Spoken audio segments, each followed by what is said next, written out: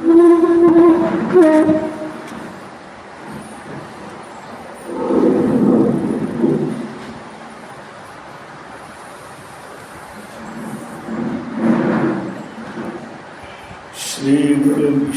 నమః. నమః పార్వతీపతయే. హర హర మహాదేవ్. మన సనాతన మతము పైన వేరే మతముల వారి ఆక్షేపములు, కొన్ని ప్రశ్నలు మన మీద ఉన్నవి. ఏమిటవి?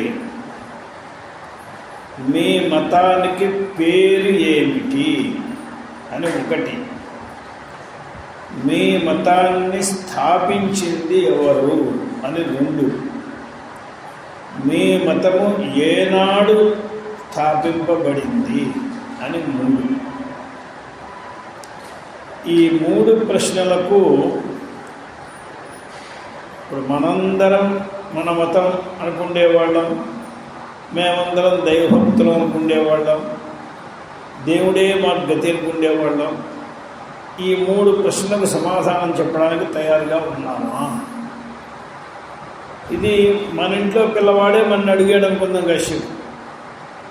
అప్పుడు మనం వాడిని ఏమని చెప్పాలి? దీనికి సమాధానం మనందరం తెలుసుకోతగి ఉన్నది. దీనికి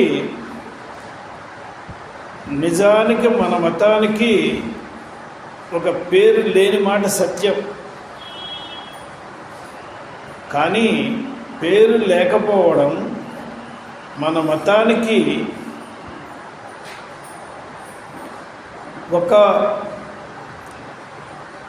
వైకల్యం కాదది. వైకల్యం అంటే వికలత, అంటే అదొక తప్పుగానో అదొక మైనస్ పాయింట్ కాదు. ఎందువల్ల కాదంటే, ఇప్పుడు మనకి రెండు వస్తువులు ఉన్నప్పుడు రెండో వస్తువుని విడి చేస్తూ ఒక వస్తువుని గుర్తింప చేయడానికి మనం దానికి ఒక పేరు పెడతాం. ఆ పేరు పెట్టేటప్పుడు దానికంటే విడిగా తెలియాలి అని పేరు పెడతాం. ఇప్పుడు పదార్థం అని ఉంది. పదార్థం అంటే ఏది పదార్థం కాదు లోకంలో, అన్ని పదార్థాలు. ఏదో ఒక పదానికి అర్థమే అన్నీ కూడా. అందులో ఏమంటే దీనికి పేరు ఏమిటి? దీనికి పదార్థం అని చెప్తే ఏమిటి, ఏం జరిగింది? అందువల్ల అటువంటి నామం కాదు మనం పెట్టవలసింది. మరొక దాని కంటే ఇది భిన్నమై వెంటనే మన బుద్ధిలోకి రావాలి. దీన్ని ఒకవేళ పెట్టె అన్నాం. పెట్టంటే అనేక రకాల పెట్టెలు ఉన్నాయి. పెట్టెలు చాలా రకాలు ఉన్నాయి. ఇప్పుడు ఏం పెట్టే? మళ్ళీ దానికి ఒక శబ్దం వేయాలి. అందువల్ల ఒక శబ్దం వేసిన వెంటనే స్పష్టంగా అర్థం ప్రతిపత్తి రావాలి అంటే అనేక వస్తువులు ఉండి దానిలో లేనటువంటి అంశముల్ని గుర్తింప చేసేదిగా, దీని మాత్రంలో ఉండేటువంటి అంశముల్ని గుర్తింప చేసేదిగా ఒక పేరుని మనం క్రియేట్ చేసేస్తాం. అంతే కదా? ఎప్పుడైతే ఒకే ఒక వస్తువు ఉన్నదో దానికి ఏమిటి? ఇంకా ఒక పిల్లవాడు పుట్టాడు, వీడిని అబ్బాయి అంటున్నారు. ఇప్పుడు రెండో వాడు పుడితే వీడు పెద్ద అబ్బాయి అయినాడు. మొట్టమొదటి వీడు పుడుతూనే పెద్ద అబ్బాయి అయినాడు. ఏమిటి? రెండో వాడు వచ్చిన తర్వాత వీడు పెద్ద అబ్బాయి, వాడి చిన్నబాబు, వాడు పెద్ద బాబు, వీడి చిన్న బాబు. అప్పుడు కదా ఇవన్నీ అయినాయి. అలాగే రామావతారం అంటూ వచ్చినప్పుడు రామ అంటున్నారు. బలరామావతారం వచ్చిన తర్వాత ఇప్పుడు మనకి రఘురాముడు ఒకడు, బలరాముడు ఒకడు, పరశురాముడు ఒకడు. ఎందుకంటే ఎక్కువ వస్తే సంగతి అప్పుడు పేరు. అలాగే ఒక సమయంలో సంపూర్ణ ప్రపంచమున ఒకే ఒక మతం, ధార్మిక మతం ఉన్నది. అప్పుడు రెండో మతం అసలు ఉద్భవించలేదు. ఉద్భవించలేనప్పుడు మన మతానికి ధర్మాన్ని అనుసరించి వెళ్తూ ఉండేటువంటి సర్వ జగత్తుకి సాధారణమైన మతాలకి ఏమిటి పేరేమిటి? పేరే ఉన్నది, అది అలా వెళ్తూనే ఉన్నది. ఎప్పుడైతే మరొక మతం వచ్చిందో వాళ్ళు వాళ్ళ మతాలకు ఒక పేరు పెట్టుకున్నారు. బౌద్ధ మతం, జైన మతం అని వాళ్ళు పేరు పెట్టుకున్నారు. ఎందుకంటే వాళ్ళు కూడా పేరు లేకుండా ఉంటే మన దాంట్లో కలిసిపోతారు. అప్పుడు వాళ్ళందరూ పేరు పెట్టుకున్న తర్వాత మన మతానికి కూడా ఒక పేరు రావాల్సిన అవసరం వచ్చింది. ఇప్పుడు ఏం పేరు చెప్పుకోవాలి అంటే మనం దీనికి సనాతన మతం అని, అనగా ఎప్పుడూ ఎల్లప్పుడూ ఉండేటువంటిది. సనాతనం అంటే శాశ్వతంగా ఉండేటువంటి మతం. మిగతా మతాలన్నీ బొబ్బలో పుట్టి మగలో మారుతాయి అంటారు. బొబ్బలో పుట్టి మగలో మాడిపోతాయి అంటే ఏంటి అర్థం? ఒకసారి 27 నక్షత్రాలు తిరిగి వచ్చేంత వరకు ఉండదు ఆ వస్తువు. మఖా పుబ్బ కదండి. అంటే పొబ్బలో పుట్టిన దానికి మళ్ళా పొబ్బలోకి వస్తే దానికి ఒక నక్షత్ర రోజులు దానికి జరిగినట్లు ఆవృత్తి అయినట్లు. ఇది మగలోనే మాడిపోయింది, పొబ్బని చూడలేదు. అలా మిగతా మతాలన్నీ ఇంతే. ఎన్ని మతాలు వచ్చినాయి, ఎన్ని మతాలు పోయినాయి, ఎన్ని మతాలు రాబోతున్నాయి, ఎన్ని మతాలు పోబోతున్నాయి, ఇవన్నీ చూసినవే. కానీ ఇది మాత్రం సనాతన మతం, ఇది ఇలాగే ఉండిపోతుంది. అందువలన సనాతన మతం అనే ఒక పేరు పెట్టుకోవచ్చు, దానికే ఒక ధార్మిక మతం అని పేరు పెట్టుకోవచ్చు. అంటే మిగతావన్నీ అధార్మిక మతాలని చెప్పినట్లు అయిపోయింది. ఇంతకంటే వేరే పేర్లేండి. అయితే రెండవ ప్రశ్న ఉన్నది, ఈ మతానికి వ్యవస్థాపకులు ఎవరు? అన్ని మతాలకి వ్యవస్థాపకులు చెప్తున్నాం, దీనికి వ్యవస్థాపకులు నాయన. సనాతన మతం అయిన తర్వాత చతుర్ముఖ బ్రహ్మగారు పుట్టడానికి కూడా ముందు ఈ మతం ఉన్నది. సృష్టికర్త పుట్టడానికి ముందు ఈ మతం ఉంది. రామాయణానికి రాముడు పుట్టడానికి ముందు రామాయణం ఉందే లేదా? అప్పుడు ఉన్నది. కృష్ణుడు పుట్టడానికి ముందు మనకి భాగవతం ఉంది. మనందరికీ ఇప్పుడు ముస్లింలకు కానీ క్రిస్టియన్లకు కానీ వాళ్ళందరికీ మతం వ్యవస్థాపకుడు తండ్రి, వీళ్ళు వ్యవస్థాపించిన మతంలో పుట్టలు ఆయన. మతం వ్యవస్థాపకుడు ఒకడు ఉన్నాడు కదండి, ఆయన ఏదో ఒక డేట్లో ఈ మతాన్ని స్థాపించాడు. ఆయన తండ్రి, ఆయన తాత ఏ మతంలో పుట్టారు? ఈయన స్థాపించిన మతంలో పుట్టలేదు. మరి వాడు ఏ మతంలో పుట్టారు? అలాగే బౌద్ధులకు ఆయన మతం స్థాపించాడు. ఆ స్థాపించిన ఆయనకి తండ్రి నిశ్చయంగా ఉన్నాడు కదా, ఆయనకు తాత ఉన్నాడు కదా, ముత్తాత ఉన్నాడు కదా, వాళ్ళందరూ ఏ మతంలో పుట్టారు? అంటే సనాతన మతంలో పుట్టారని చెప్పాలి.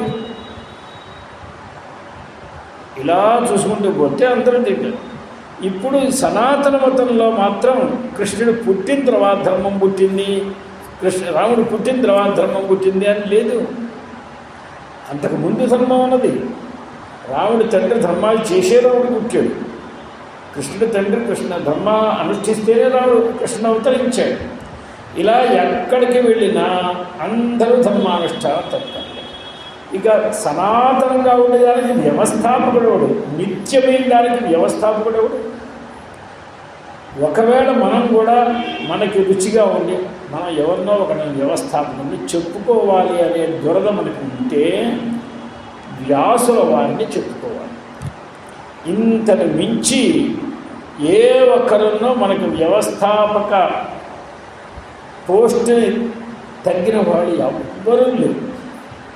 ఎందువల్లంటే ఆయన చేసిన పని ఇంత అంత అని చెప్పడానికి వీలు లేదు. వ్యాసుల వారు చేసిన పనిని చూస్తే ఏమిటి, మనిషే కాదు, ఆయన గ్రంథాలను చూస్తే ఎంతో ఆశ్చర్యంగా ఉంటుంది. ఒక మహాభారతాన్ని అక్షరం విడవకుండా చదివితే మనం పెద్ద ధన్యులమవుతాం. మహాభారతంలో లేనిది లేనే లేదు. ఒక ప్రసంగంలో విదురుడు నోట చేత వ్యాసుల వారు పలుకుతారు ఆయన నోటి నుండి. కులములు అన్ని సత్కులాలుగా ఉండేవి, ఇవాళ దుష్కులాలు ఎలా అవుతున్నాయి అన్నప్పుడు ఆయన చెప్పాడు కువివాహై. మాట నిషయం ఇవాళ మనకి అది ఎంత అనుభవంలోకి వస్తున్నది. దుష్టమైన వివాహ వ్యవస్థ వలన సత్కులాలు దుష్కులాలు అవుతున్నాయి, ధర్మాన్ని వ్యతిక్రమించడం వలన అవుతున్నాయి, దేవ పూజలు మానేసినందువలన అవుతున్నాయి, ఆచారముల యందు శ్రద్ధ లేని వలన అవుతున్నాయి అని ఒకే శ్లోకంలో చెప్పేశారు.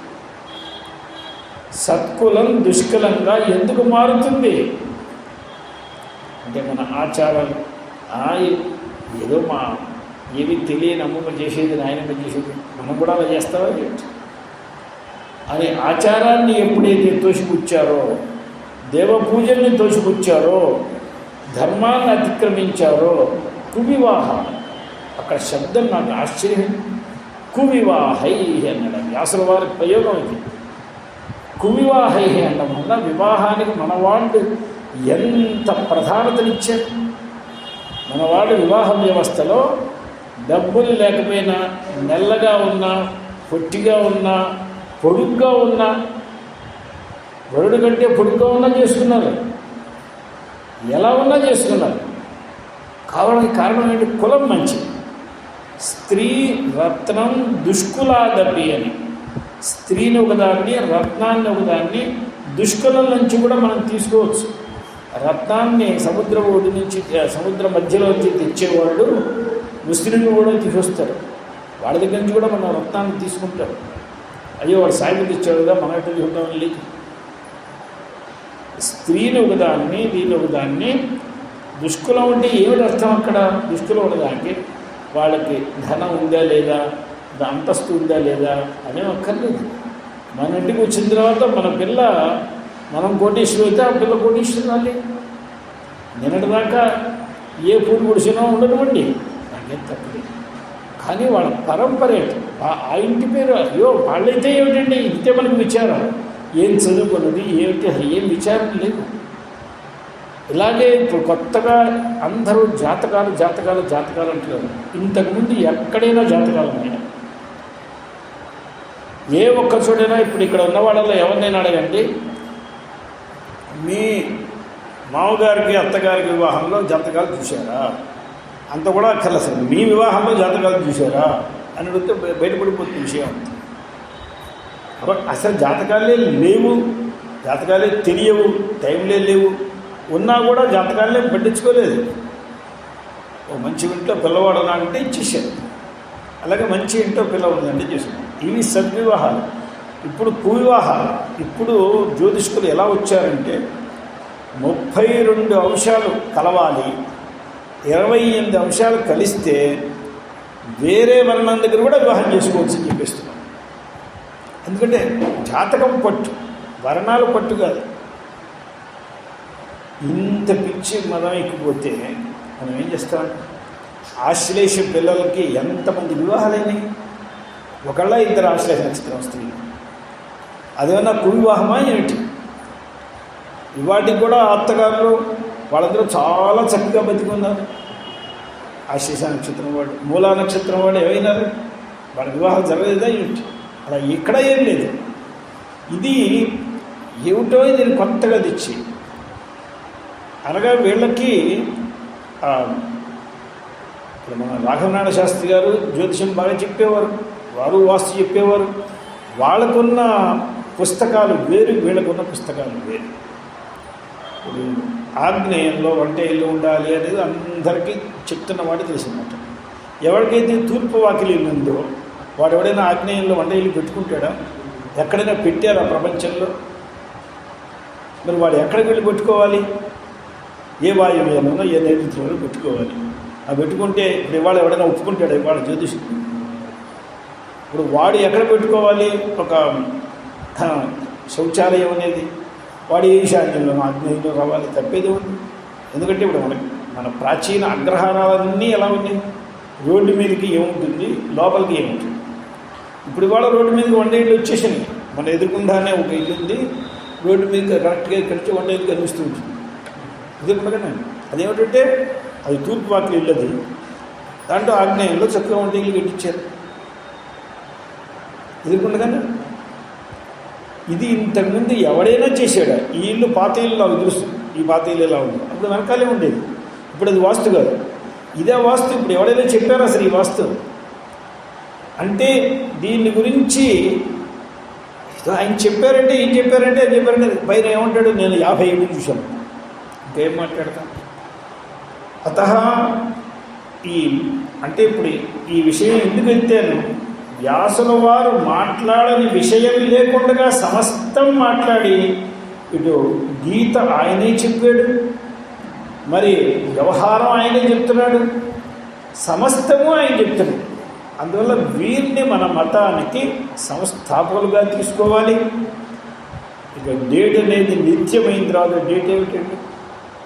అందువల్ల వ్యాస పూర్ణిమే మనకి మతానికి సంస్థాపకమైన డేట్ అని తీసుకోవాలి. ఇంతకంటే మనం ఏం చేస్తాం?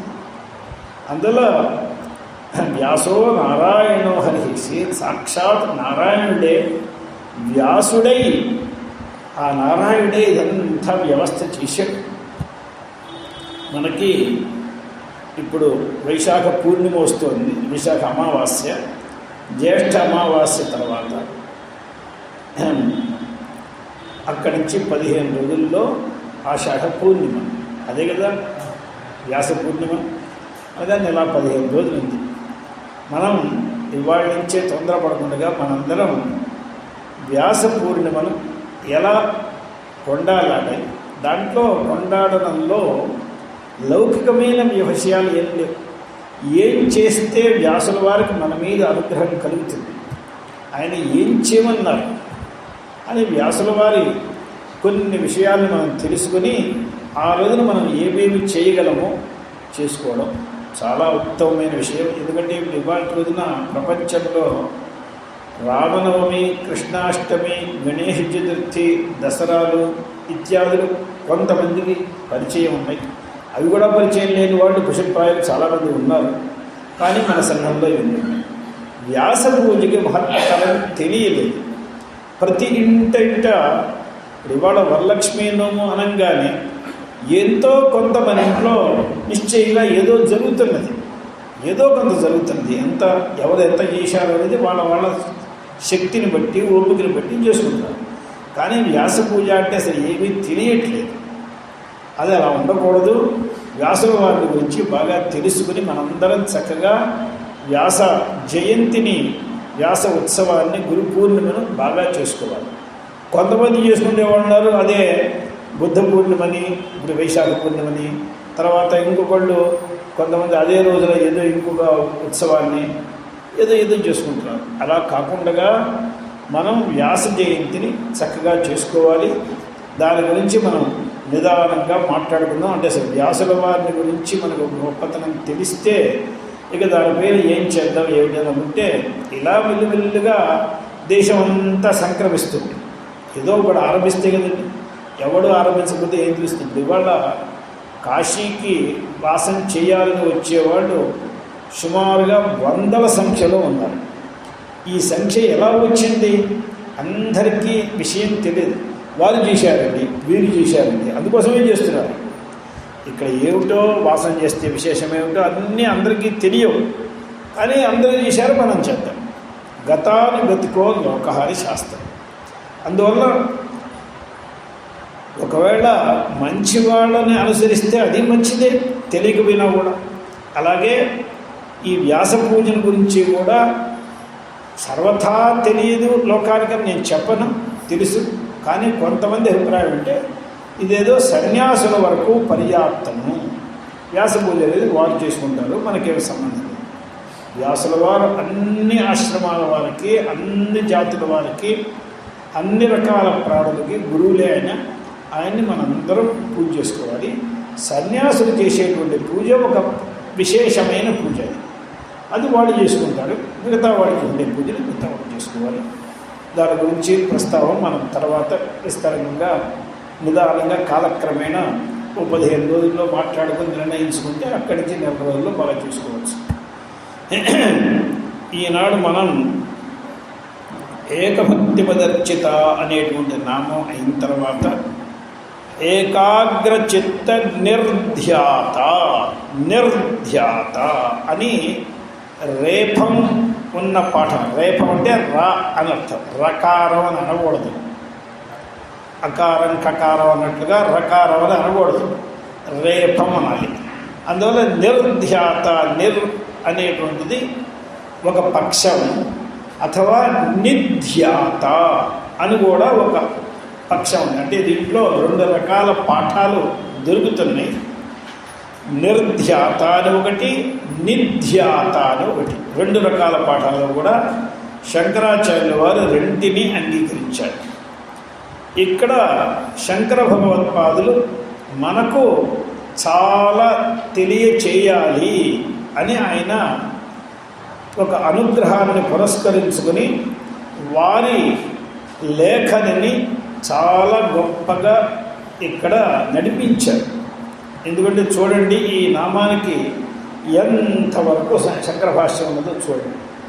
ఇంత శంకర భాష్యం ఒక నామానికి రాశారంటే ఏదో ఆయన చాలా చెప్పదలుచుకున్నారు.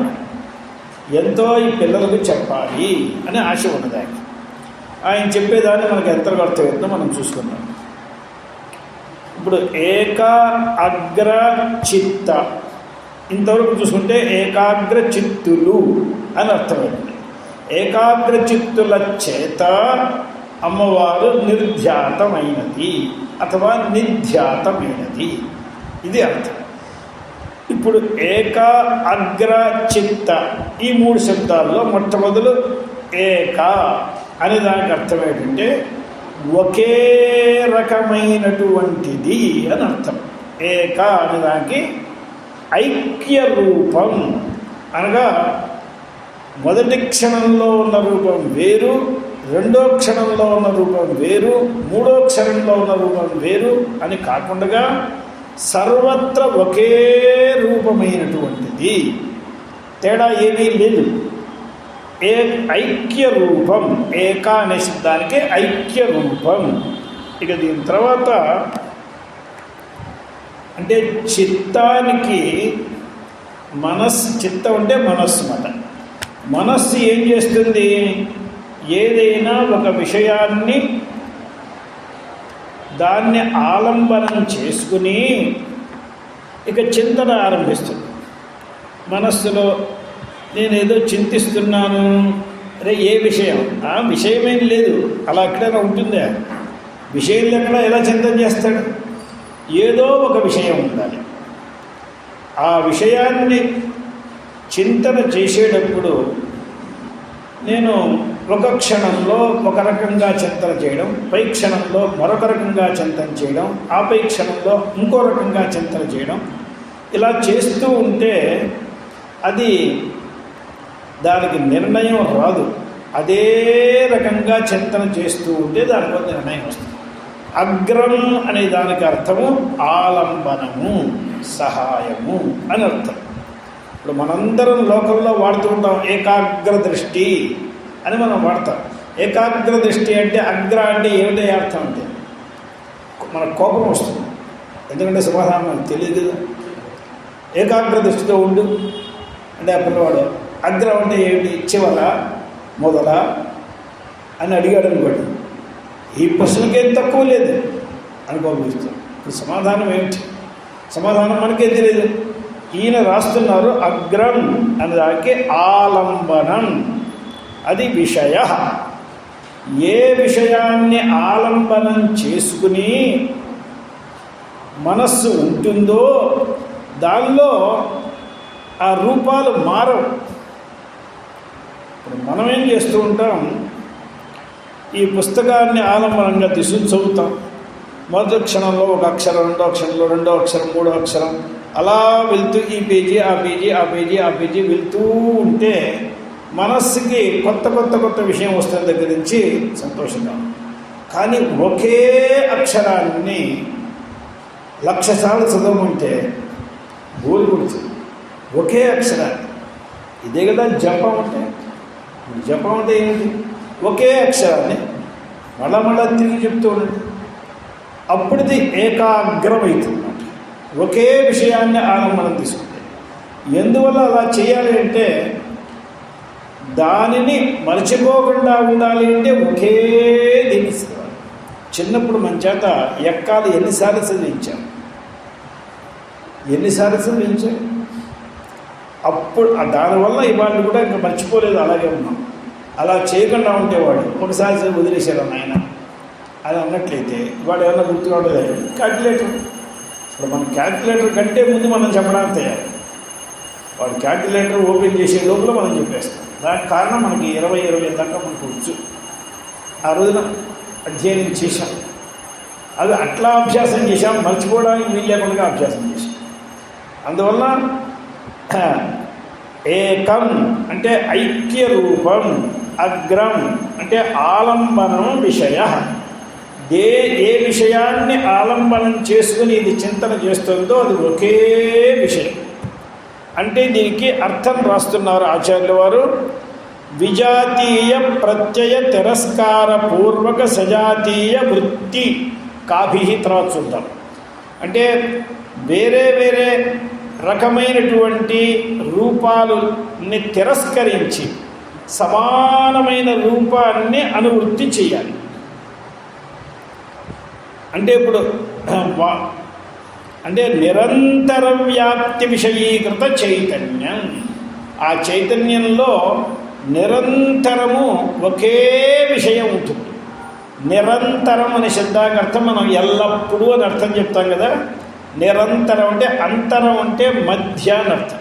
అంటే మధ్యలో మరొకటి ప్రవేశించకుండా ఉంటే అది నిరంతరం. మధ్యలో ప్రవేశించింది అనుకోండి అది నిరంతరం కాదు, దాని అంతరాయం వచ్చింది మధ్యలో. అందులో నిరంతరం ఉంటే మొదటి క్షణంలో ఏది ఉందో, రెండో క్షణంలో, మూడో క్షణంలో, 10వ క్షణంలో ఇలా ఉంటూనే ఉంటుంది. అలా ఉంటే ఆ చైతన్య యస్య తాదృశ చిత్తం అంతఃకరణం. ఎవరి అంతఃకరణమందు ఒకే రూపమైనటువంటి విషయం చింతనకు ఉన్నదో వారికి ఏకాగ్రచిత్తులు అని పేరు. ఏకాగ్రచిత్తులైన వారి చేత ధ్యానం చేసేటువంటిది అమ్మ. ఇది అర్థం. ఏకాగ్రచిత్తులైన వారి చేత ఏషాంతై అంటే ఇప్పుడు దీనికి అర్థం ఏమైందంటే ఏకాగ్రచిత్తలు కావాలి అంటే ఒకే విషయాన్ని ఆలంబనం చేసుకోవాలంటే మధ్యలో వచ్చి ఇంద్రియములు ఇటు అటు మనస్సుని లాగకూడదు.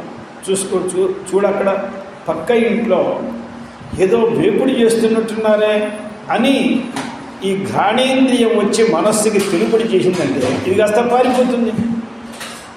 అలాగే ఇంకో శ్రోత్రేంద్రియం వచ్చి చూడు అక్కడ వాళ్ళ ఇంట్లో ఏదో పెద్దగా మాట్లాడుకుంటున్నారు అనగానే ఈ ఆలంబనం కాస్త పోయి ఇప్పుడు అడిపోతుంది.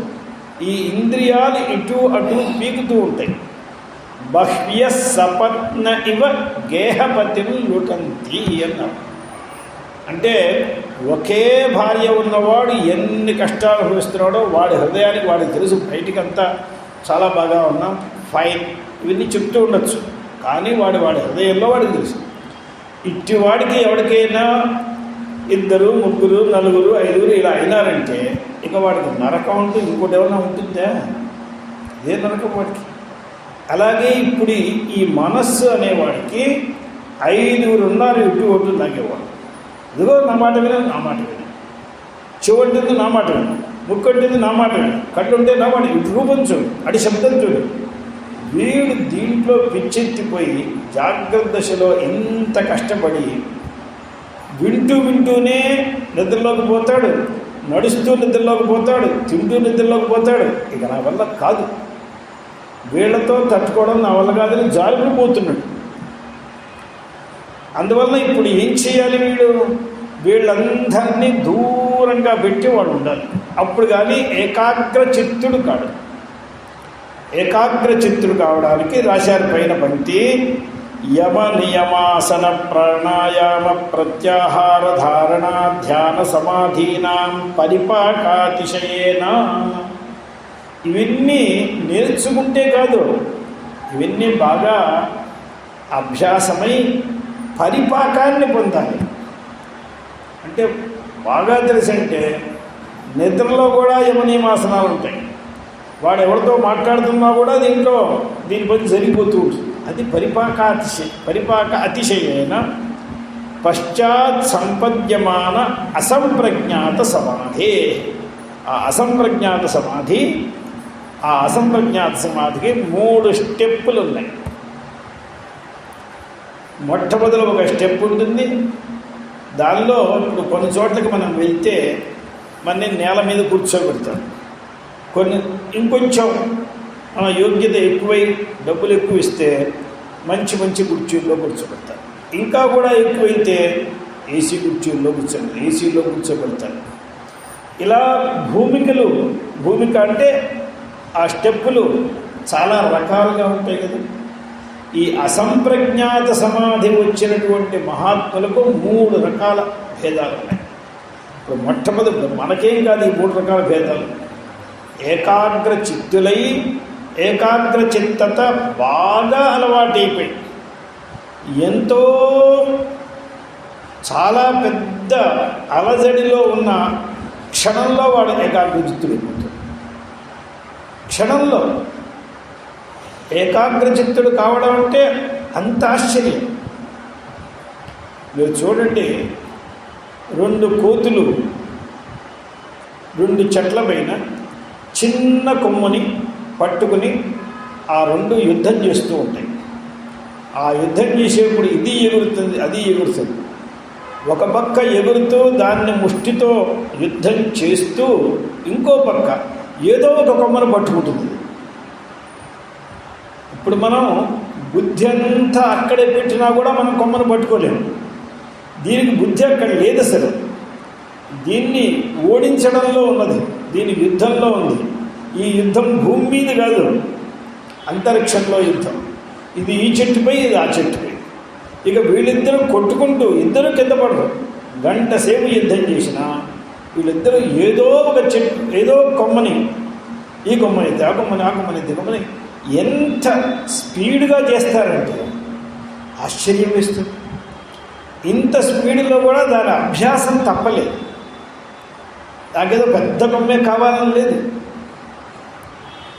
ఒక పెద్ద చిరుత చెట్టు బాగా ఎక్కుతుంది, కానీ దానికి చిన్న కొమ్మల్ని అవలంబన చేసుకుని ఉండలేదు. దాని పెద్ద శరీరం, పెద్ద కొమ్మ అయితే ఉంటుంది. అది కింద నుంచి పైదాకా చాలా స్పీడ్గా ఎక్కితే ఆ పైన ఒక కోత ఏం చేస్తుంది, ఆ చివరి కొమ్మకు వెళ్ళి చాలా సన్న కొమ్మను కట్టుకుని వేలాడుతూ ఉంటుంది. ఇది చూస్తూ ఉంటే అది కాసేపు కళ్ళు మూసుకు కూర్చుంటే మళ్ళీ దాని దగ్గరికి వెళ్ళినట్టు వెళ్తుంది. మళ్ళీ ఆ చెట్టుకు వస్తుంది. మళ్ళీ దిగి ఆ చెట్టు ఎక్కే లోపల మళ్ళీ ఈ చెట్టుకు వస్తుంది. దాన్ని 30 తిప్పలు పెట్టేస్తుంది. దీనికి అభ్యాసం ఎక్కువ. అలాగే మనకు యమనియమాసన ప్రాణాయామ ప్రత్యాహార ధారణ ధ్యాన సమాధులలో అంతటి అభ్యాసం రావాలి. ఆ అభ్యాసం వచ్చిన తర్వాత దీని గురించి వరాహోపనిషత్తు మాట్లాడింది. వరాహోపనిషత్తులో ఏం చెప్పారంటే, పుంఖానుపుంఖ విషయే క్షణ తత్పరోపి బ్రహ్మావలోకధిషణం న జహాతి యోగి సంగీత తాళ పద నృత్య వశంగతాపి మౌలిస్థ కుంభ పరిరక్షణ ధీర్నటీవా. ఇది వరాహోపనిషత్తులో ఉన్నది. దీనికి అర్థమేమిటి,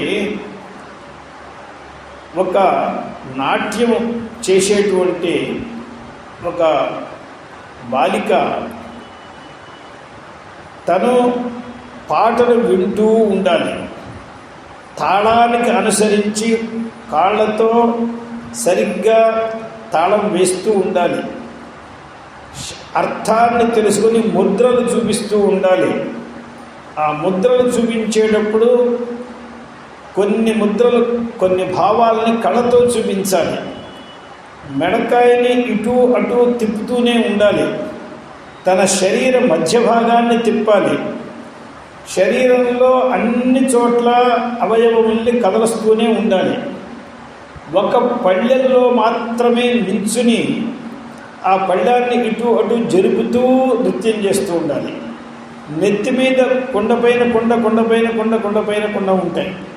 వాట్ల బ్యాలెన్స్ చూసుకుంటూ ఉండాలి. బ్యాలెన్స్ చూస్తూనే తలకాయని తిప్పుతూ ఉండాలి. ఆ తలకాయని తిప్పడానికి ఇష్టం వచ్చినట్టు తిప్పడం కాదు, పాటకు అనుసారంగా తిప్పాలి. అంటే ఇప్పుడు ఈమెకి మనస్సు ఎక్కడ ఉంటుంది అసలు విచారిద్దాం. ఇప్పుడు పాట వినడంలో ఉంటుందా, కాళ్ళను నడిపించడంలో ఉంటుందా, చేతుల్ని తిప్పడంలో ఉంటుందా, కళ్ళని తిప్పడంలో ఉంటుందా, నడ్డిని తిప్పడంలో ఉంటుందా, కంఠాన్ని తిప్పడంలో ఉంటుందా? ఈమెకు దృష్టి అంతా కుంభాల మీద ఉంటుంది. కానీ ఇవన్నీ బాగా అభ్యస్తమైపోయినాయి. నెత్తి మీద కొండలు లేకుండా ఈమె ఇంతగా నృత్యాన్ని అభ్యాసం చేసింది. ఇక ఈమె నిద్రపోతున్నా కూడా ఆ నృత్యాన్ని అలా చేసేయగలదు. ఇప్పుడు కేవలం ఆ పైన ఉండేటువంటి కుండలను ధరించడంలో బ్యాలెన్స్ మీద దృష్టి పెడితే చాలు. మిగతాదంతా అభ్యస్తమైపోయింది. సైకిల్ నేర్చుకుంటే నాడు 2 చేతులతో పెడలు ఇది పట్టుకున్నా కూడా వణికిపోతున్నాయి, కాళ్ళు తిరగట్లేదు. బాగా అభ్యాసం అయిన తర్వాత ఎవరితోనో మాట్లాడుతూనో పోట్లాడుతూనో ఫోన్లో మాట్లాడుతూనో ఒకే చేతితోనో 2 చేతులు వదిలేసో వెళ్తూనే ఉన్నాడు కదండి. దానికి కారణం అభ్యాసాతిశయం. అందువల్లే అమ్మవారికి పేరు అభ్యాసాతిశయ జ్ఞాత. ఏదో ఒకసారి అభ్యాసం చేస్తే అమ్మవారికి తెలిసిపోతుంది. చాలా కాలం అభ్యాసం చేస్తే ఇక అమ్మవారు తెలియకుండా ఉండదు. అమ్మానంగానే ఓ అనుభవిస్తుంది. ఇంతటి సాగి దానికి అభ్యాసాతిశయం. అందువల్ల యమనియమాసన ప్రాణాయామ ప్రత్యాహార ధారణ ధ్యాన సమాధుల యొక్క పరిపాకాతిశయేన అన్నారు ఆచార్య. ఆ పరిపాకాతిశయం అంటే అంత బాగా రావాలి, ఎంతో బాగా రావాలి అభ్యాసేన. అప్పుడు మనకి ఏం జరుగుతుంది? అసంప్రజ్ఞాత సమాధి అని ఉంటుంది. అంటే అసంప్రజ్ఞాత సమాధి అంటే ఇప్పుడు మన ఏదో సమాధి చేస్తున్నాను అనే జ్ఞానం ఉండదు. దానంతా తాను ఆ అసంప్రజ్ఞాత సమాధి వచ్చేస్తుంది. ఇప్పుడు మనకి జపం చేయాలి అంటే ఇల్లంతా శుద్ధం చేసుకోవాలి, ఆసనం వేసుకోవాలి, పంచపాత్ర నీళ్ళు తీసుకోవాలి, అక్కడి నుంచి సంకల్పం చెప్పుకోవాలి. సంకల్పానికి ఇవాళ మనకి వారం నక్షత్రం తిథి గుర్తుంటే సరే, లేకపోతే దాంట్లో మన పంచాంగం తీయాలి, పంచాంగం చూడాలి. ఇవన్నీ చూసి ఇన్ని చేసి దాని సంకల్పానికి కూర్చుంటే సంకల్పం చేసి ఒక మాల తీసుకుని 10 పూసలు అయినాయో లేవో ఎవడో వచ్చి తప్పు కొడతాడు, బెల్లి కొడతాడు. ఇప్పుడు మనకి పళ్ళన్నీ చేసుకున్న తర్వాత రాత్రి కూడా నిద్రపోవాలి. నిద్రపోవడానికి వేరే పళ్ళేమీ లేకపోతే చక్కగా టీవీగా పక్కంతా పలుచుకుంటాడు చేస్తాడు. చాలామంది వచ్చారు, ఉన్న చోటంతా ఆక్రమించారు, ఏదో మాట్లాడుతూనే ఉన్నారు. ఇక వీడు ఏమీ తయారు లేకుండా, సంకల్పం లేకుండా మాట్లాడుతూనే కూర్చునే నిద్రపోతాడు, ఆ పాటని పడుకుంటాడు, ఆ పాటని నిద్రపోతాడు. ఎందుకంటే అభ్యాసం. నిద్రపోయి ఏవయా పక్క లేకుండా ఎలా పడుకున్నాం, పడుకోవాలి అనే సంకల్పం లేకుండా ఎలా పడుకున్నాం? వీళ్ళందరూ మాట్లాడుతూ ఉంటే నువ్వు ఎలా నిద్రపోయినావు? నిద్రపోయిపోయి అభ్యాసం. వాడు తేలిగ్గా నిద్రలోకి వెళ్ళిపోయినాడు. అంటే నేను నిద్రపోవడానికి వెళ్తున్నాను అని కూడా తెలియదు వాడికి. అయ్యా మీరు మాటలు మానేసేయండి, నేను నిద్రలోకి పోతున్నాను అని ఏమన్నా ప్రజ్ఞతో చెప్తున్నాడో వాడు. చెప్పకుండా మీరు చెప్తూ ఉండండి నేను వింటున్నానంటాడు. మధ్యలో ఏమయ్యా నిద్రపోతున్నాను, నేను నిద్రపోవట్లేదంటాడు. నిద్రపోవట్లేదంటాడు, నిద్రపోతూనే ఉంటుంది. నిద్రపోయేవాడు ఎవడు కూడా నేను నిద్రపోతున్నానని చెప్పడం, నిద్రపోవట్లేదంటాడు. అలా వీళ్ళు సమాధిలోకి పోతూ ఉంటారు. మనకి స్వాభావికంగా నిద్ర వచ్చినట్లు వాళ్ళకి సమాధికి వచ్చేస్తుంది. అసంప్రజ్ఞాత సమాధి. ఆ అసంప్రజ్ఞాత సమాధిలో సిద్ధించిన వాళ్ళు మళ్ళీ 3 రకాలుగా ఉంటారు. వాళ్ళు 3 రకాలు. 3 రకాలు అంటే మన మధ్యలో 3 రకాలు కాదు. మనం ఏ రకాలకి చెందిన వాళ్ళం కాదు. వాళ్ళల్లో ఒకటి ఋతంభర అని ఒకటి, ప్రజ్ఞాలోక అని ఒకటి, ప్రశాంతవాహిత అని 3. ఇవన్నీ కూడా మనకి గీతల్లో వచ్చినాయి. ఇవన్నీ కూడా గీతల్లో వచ్చినవే. గీతల్లో లేనిది ఏమీ లేదు. అంతా వ్యాసోచ్ఛష్టం జగత్ సర్వం అన్నారు. వ్యాసుల వారు ఇంగిలే జగత్తంతా కూడా. అంటే ఆయన నోట్లో నుంచి వచ్చింది కదా, అదే హింగిలి మాట. వ్యాసోచ్ఛష్టం జగత్ సర్వం. అందులో ఋతంభర, ప్రజ్ఞాలోక, ప్రశాంతవాహిత. మీకు ఒక ఆశ్చర్యమైన విషయం, పతంజలి గారు యోగ సూత్రాలు రాశారు. ఏమయ్యా ఈ యోగ సూత్రాలకి వ్యాఖ్యానం ఎవరు చేయాలి అని పెద్ద విచారం వస్తే, ఇప్పుడు ఆయన సమాధిలో ఉండి యోగ సూత్రాలు రాశాడు. సమాధిలో ఉండి యోగ సూత్రాలు రాస్తే ఆ అర్థమేదో తెలిస్తే కదా వ్యాఖ్యానం. ఆయన సమాధిలో ఉన్న స్థితిని గుర్తుపెట్టి వ్యాఖ్యానం రాసేవాడు ఎవరు? ఆ రోజుల్లో ఉండే మహర్షులు ఎవ్వరు ముద్రకు రాలేదు.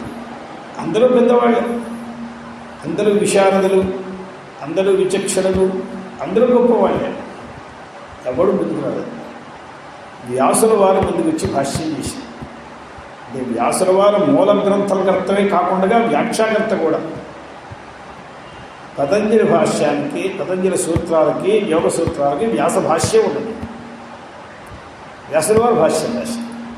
ఎందుకంటే ఈయన రాసినటువంటి మహాభారతంలో ఏ గొప్ప గొప్ప యోగ విషయాలు ఉన్నాయో అవే ఆయన యోగంలో కూడా చూశాడు. అంటే ఆయనకి మనస్సు ఒకటే అయిపోయింది. ఇప్పుడు ఎవడు సూత్రం రాస్తే ఏమిటి, ఎవడి వ్యాఖ్యానం రాస్తే ఏమిటి, అంతా ఒకటే. ఒకవేళ వ్యాసుల వారు సూత్రం రాసి ఉంటే పతంజలి గారి భాష్యం రాసి ఉండేవాడు. అంటే ఏం తేడా లేదు.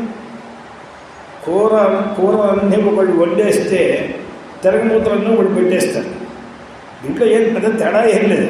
నువ్వు తిరగమూత పెట్టావు, ఏదో ఒక పని అందరంతలో పని చేయాలి.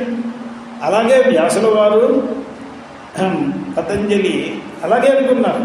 దీంట్లో ఏం తేడా లేదు. నువ్వు సూత్రం రాస్తే నేను వ్యాఖ్యానం రాసి ఉండేవాడిని, నేను వ్యాఖ్యానం రాస్తే నువ్వు రాసి. అందులో వ్యాస భాష్యం ఉన్నది. అది వాటికి జరుగుతుంది.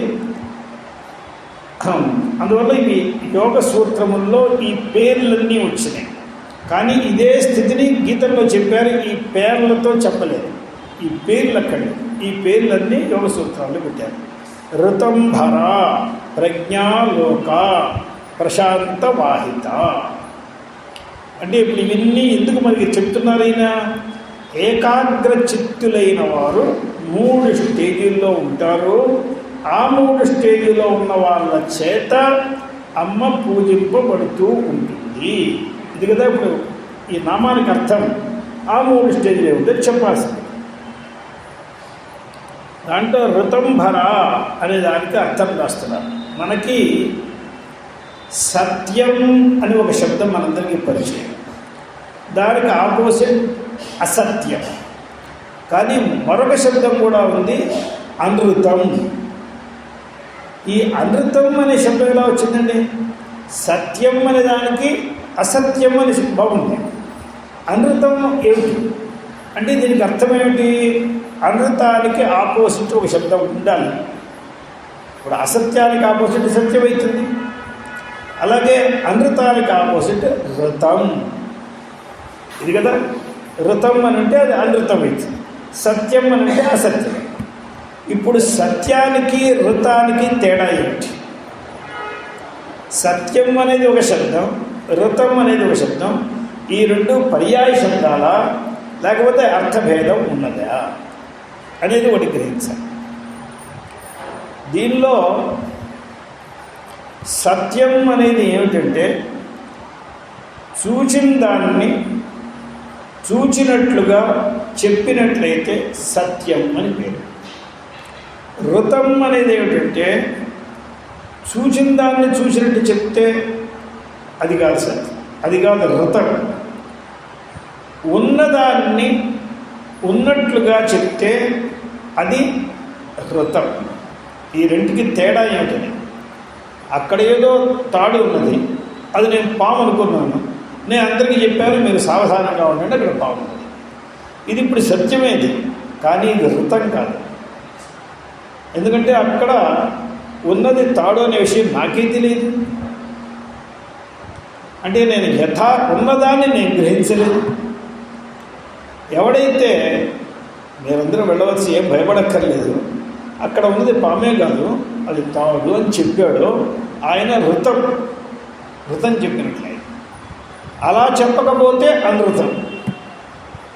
మనం అక్కడ ఉన్నదాన్ని ఒకటి చూసిన దానికంటే భిన్నంగా మాట్లాడినట్టే అసత్యం. అందువల్ల సత్యానికి ఋతానికి భేదం ఇది. ఇప్పుడు మనకి ఈ శబ్దాలు మన ప్రయోగంలో నోటితో అంటూనే ఉంటాం. ఎవరైనా బ్రహ్మయజ్ఞం చేస్తే ఋతం తపస్ సత్యం తప అని రెండుని విడివిడిగా ఇచ్చాడు. 2 తపస్సులు విడిగా ఉన్నాయి. నాకు ఒక ఋతం అనేది ఒక తపస్సు, సత్యం అనేది ఒక తపస్సు. అంటే వ్యవహారంలో ఉన్నది ఉన్నట్టుగా చెప్పాలి. వ్యవహారంలో ఏమిట్రా నీవేం చూసావురా, నేను పరబ్రహ్మం చూశాను అని చెప్పకూడదు. అది తప్పు కదండి. పరమార్థంలో ఏమిటండి పరమార్థం అంటే, ఆ పరమార్థం ఏమిటి ఇల్లే అని చెప్పకూడదు. పరమార్థం అంటే బ్రహ్మం చెప్పాలి. అందువల్ల ఉన్నది ఉన్నట్లుగా చెప్పడము, చూసిన దాన్ని చూసినట్టుగా, విన్నదాన్ని విన్నట్లుగా, అనుభవించిన దాన్ని అనుభవినట్టుగా చెప్పడం అది లేదు. అందువల్ల ఋతము ఒక తపస్సు, సత్యము ఒక తపస్సు. ఋతం తపస్సు సత్యం తపస్సు అని తపస్సులు చాలా చెప్పుకుంటూ వచ్చాయి. ఇక్కడ ఈ ఋత సత్యములకు ఉండేటువంటి భేదం, ఈ భేదాన్ని మనం తెలుసుకుంటే కానీ పైన వ్యాఖ్యానం నడవదు. ఎందుకంటే ఋతం భర అని ఇప్పుడు మనకు వచ్చిన శబ్దం, అందువల్ల సత్యం భర కాదు, అది ఋతం భర. ఆ ఋతం భర అనే శబ్దాన్ని మనం చూసుకోవాలి.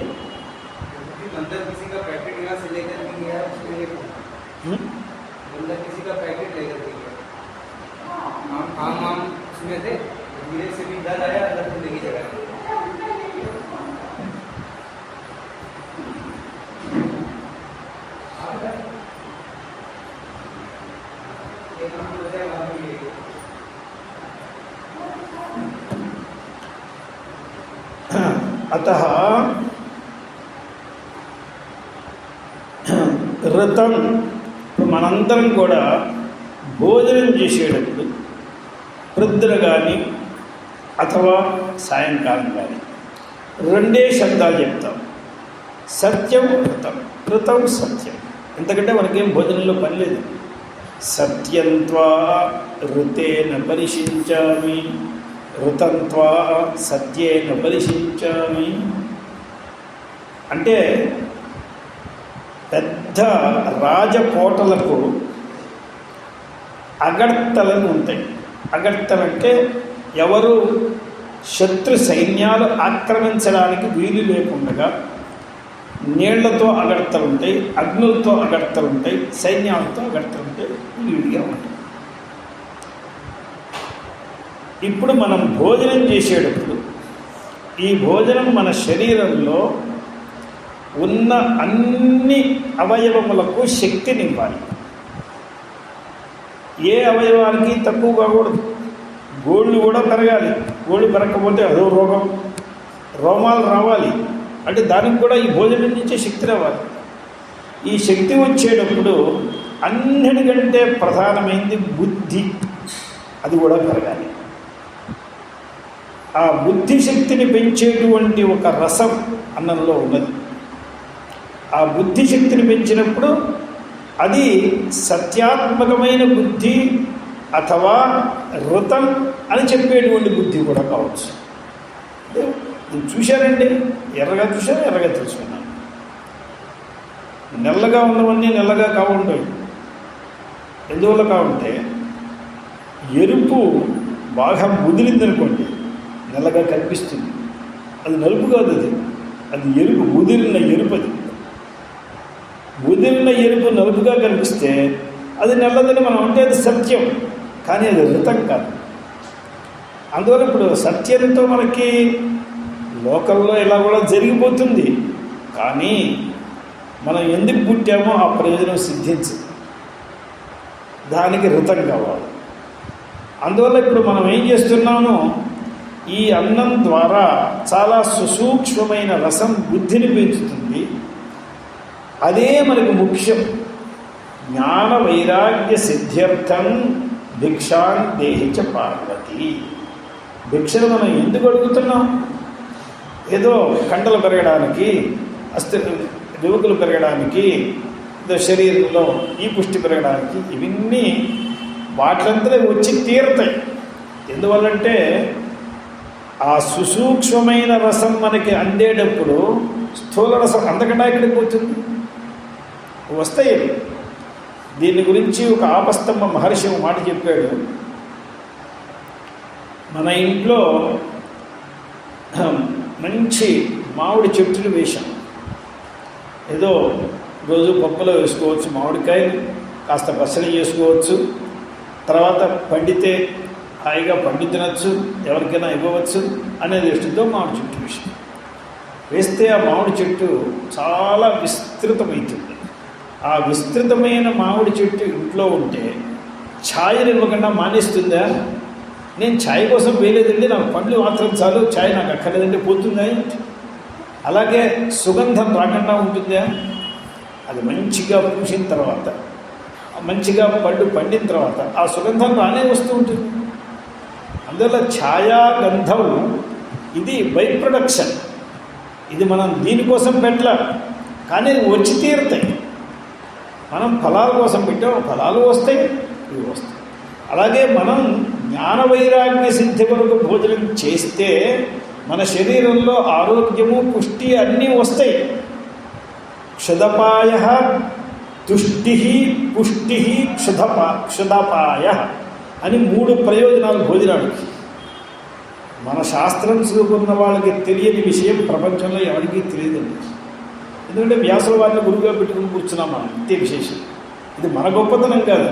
ఆయన రాశాడు తుష్టి, పుష్టి, క్షుదపాయ 3 భోజనానికి. క్షుదపాయ అంటే ఆకలి తీరడం. ఆ ఆకలితో ఉన్నవాడికి ఏమీ మెదడుకి ఎక్కట్లా. ఏదో నాకు విషయం చెప్తాడు, ఇప్పుడు కాదు తర్వాత చెప్పు. అది కదరా కొంప ముంచుకుపోయేసాడు. కొంపలు ముంచుకుపోని ఊళ్ళు ముంచుకుపోని నాకు అనవసరం, నాకు ముందు కావాలి. ఆ క్షుత్తు అంత పీడిస్తుంది. ఆ ఒక్కొక్క గ్రాసంలో, ఒక్కొక్క ముద్దలో ఆ క్షుత్తు నివృత్తి అవుతూ ఉంటుంది. సగం అయిన తర్వాత ఇప్పుడు చెప్పొచ్చే ఇప్పుడు వినడానికి తయారైనాడు. అప్పుడు వింటూ భోజనం చేస్తాడు. కాకపోతే అసలు వాడు వినేది వాడికి ఏమీ ఎక్కట్లేదు. వాడికి ఏదో పెడితేనే వాడు మనిషి అవుతాడు. ఏ పనైనా చేయడానికి సిద్ధం, వాడు ఏ అకార్యమైనా చేయడానికి సిద్ధమైపోతాడు. ఆ క్షిత్తు ఇంత మనకి శత్రువు. అది ఆ శత్రువును దూరం చేయడం ఒక ప్రయోజనం. ఇక దీని తర్వాత శరీరంలో పుష్టి రావడం. పుష్టి వస్తే కానీ లేవలేడు, కూర్చోలేడు, మాట్లాడలేడు, ఏమీ చేయలేడు. పుష్టి. దీని తర్వాత మనస్సులో సంతుష్టి. ఆ సంతుష్టి వస్తే ఏమైంది? ఇప్పుడు భోజనం ఎక్కడ దొరుకుతుంది, ఏం చేయాలి, తెగకుండా ఏం తీసుకురావాలి అనే విచారాలన్నీ పోయి సంతోషంగా ఉంటే వాడికి నిజమైనటువంటి శాంతి దొరుకుతుంది. ఎవరికైతే శాంతి దొరుకుతుందో వాడే ఆనంద స్వరూపుడైపోతాడు. అందువల్ల తుష్టి, పుష్టి, క్షుదపాయ ఈ 3 కంటే ఏం లేదు. దానిలో తుష్టి అనేది ముఖ్యం ప్రయోజనం. క్రమంగా వెళ్తున్నాయి. అందులో ఇప్పుడు మనకి ఈ అన్నంలో తినేటప్పుడు చాలా సుసూక్ష్మమైనటువంటి ఏ సార భాగం ఉన్నదో అది మన ఈ శరీరం మొత్తంలో బుద్ధి చాలా సూక్ష్మమైన అంశం. ఆ బుద్ధిలోకి వెళ్ళి అన్నరసం దానిలో సత్యాన్ని గ్రహించే శక్తిని, ఋతాన్ని గ్రహించే శక్తిని పెంచుతుంది. ఆ ఋతాన్ని గ్రహించే శక్తిని పెంచితే అది జ్ఞానం. అప్పుడే ఆ జ్ఞానానికి ముందు వచ్చేదే వైరాగ్యం. ఈ 2 కోసం తల్లి నాకు ఎంత ముద్దల అన్నం పెట్టు, గుప్పిడి అన్నం నాకు పెట్టు. ఎందువల్ల ఈ 2 పెరగడం కోసం. అవి 2 పెరిగే ముందుగా ఆ సూక్ష్మాంశానికి ముందుగా స్థూలాంశం ఉన్నది కదండి. అది త్వచర్మ మాంస రుధిర మేదో మజ్జ స్నాయు అస్థి అన్నిటినీ పెంచుతుంది. అది పెంచకుండా సూక్ష్మాంశం రాదు. ఇవన్నీ స్థూలాంశంలో ఈ వేట్లకి ఏవి పోవాలో అవి పోయి సప్త ధాతువుల్లోకి పోయి ఇక మిగిలిన దాని మీద దీనికి వస్తుంది. అందువల్ల ఇప్పుడు ఋతం అనే శబ్దానికి ఇప్పుడు మనకు బాగా అర్థమైంది. ఇది మనం భోజనం చేసేటప్పుడు ఉపనయనమైన దగ్గర నుంచి వాటి దాకా నిజంగా చెప్తూనే ఉన్నాం. రోజుకి 2 సార్లు, అవసరమైతే 3 సార్లు చెప్తూనే ఉన్నాం.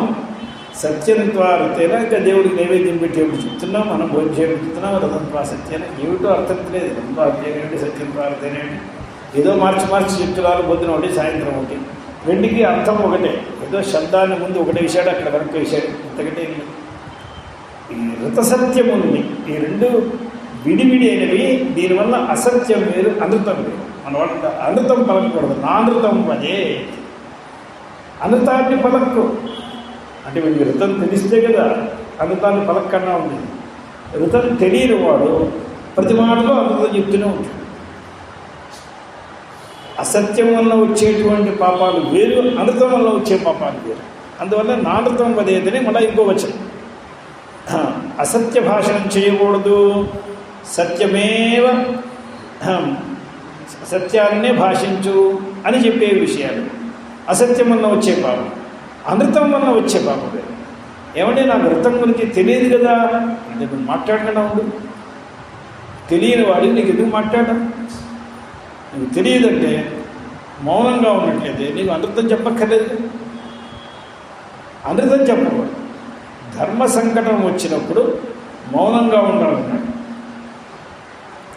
ఒక బోయవాడు ఆవుని వెంబడించి దాన్ని చంపడానికి వాడు విపరీతంగా పరిగెత్తుకుని వచ్చాడు.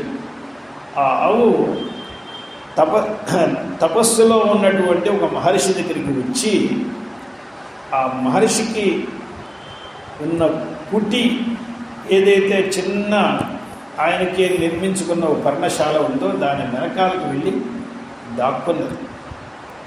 ఈయన గ్రహించాడు ఇది వచ్చే వేగము, దీని దీర్ఘ నిశ్వాసాన్ని గ్రహించి దీన్ని ఎవడో చంపడానికి వచ్చాడు. ఇంతలో వాడు రాని వచ్చాడు. ఈ మహర్షి తపస్సులో ఉన్నాడు. అసత్య భాషణం, అనృత భాషణం చేయకూడదు. వాడు వచ్చి గద్దించి అడిగాడు, నా ప్రాణం పోతోంది, నేను ఇప్పుడు ఏదో ఒకటి తినాలి, ఇంతకంటే నా దగ్గర ప్రాణి ఏం లేదు, ఎడిపోయిందో చెప్పు, లేకపోతే నీ ముందు నా ప్రాణాలు విడిచేస్తాను, నా ప్రాణం పోవడానికి నువ్వే కారణమవుతావు. ఇప్పుడు ఈయన ఏం చెప్పాలి? ఆ కుటికి వెనకాల కూర్చుందని చెప్పాలా, అని గోహత్య చేయించాలా, లేకపోతే వీడు పోతెక్కువాలా? ఈయన మాట్లాడుకున్నా ఉన్నాడు. వాడి కోపం వచ్చేవాడు చెప్పవేటని గద్దించాడు.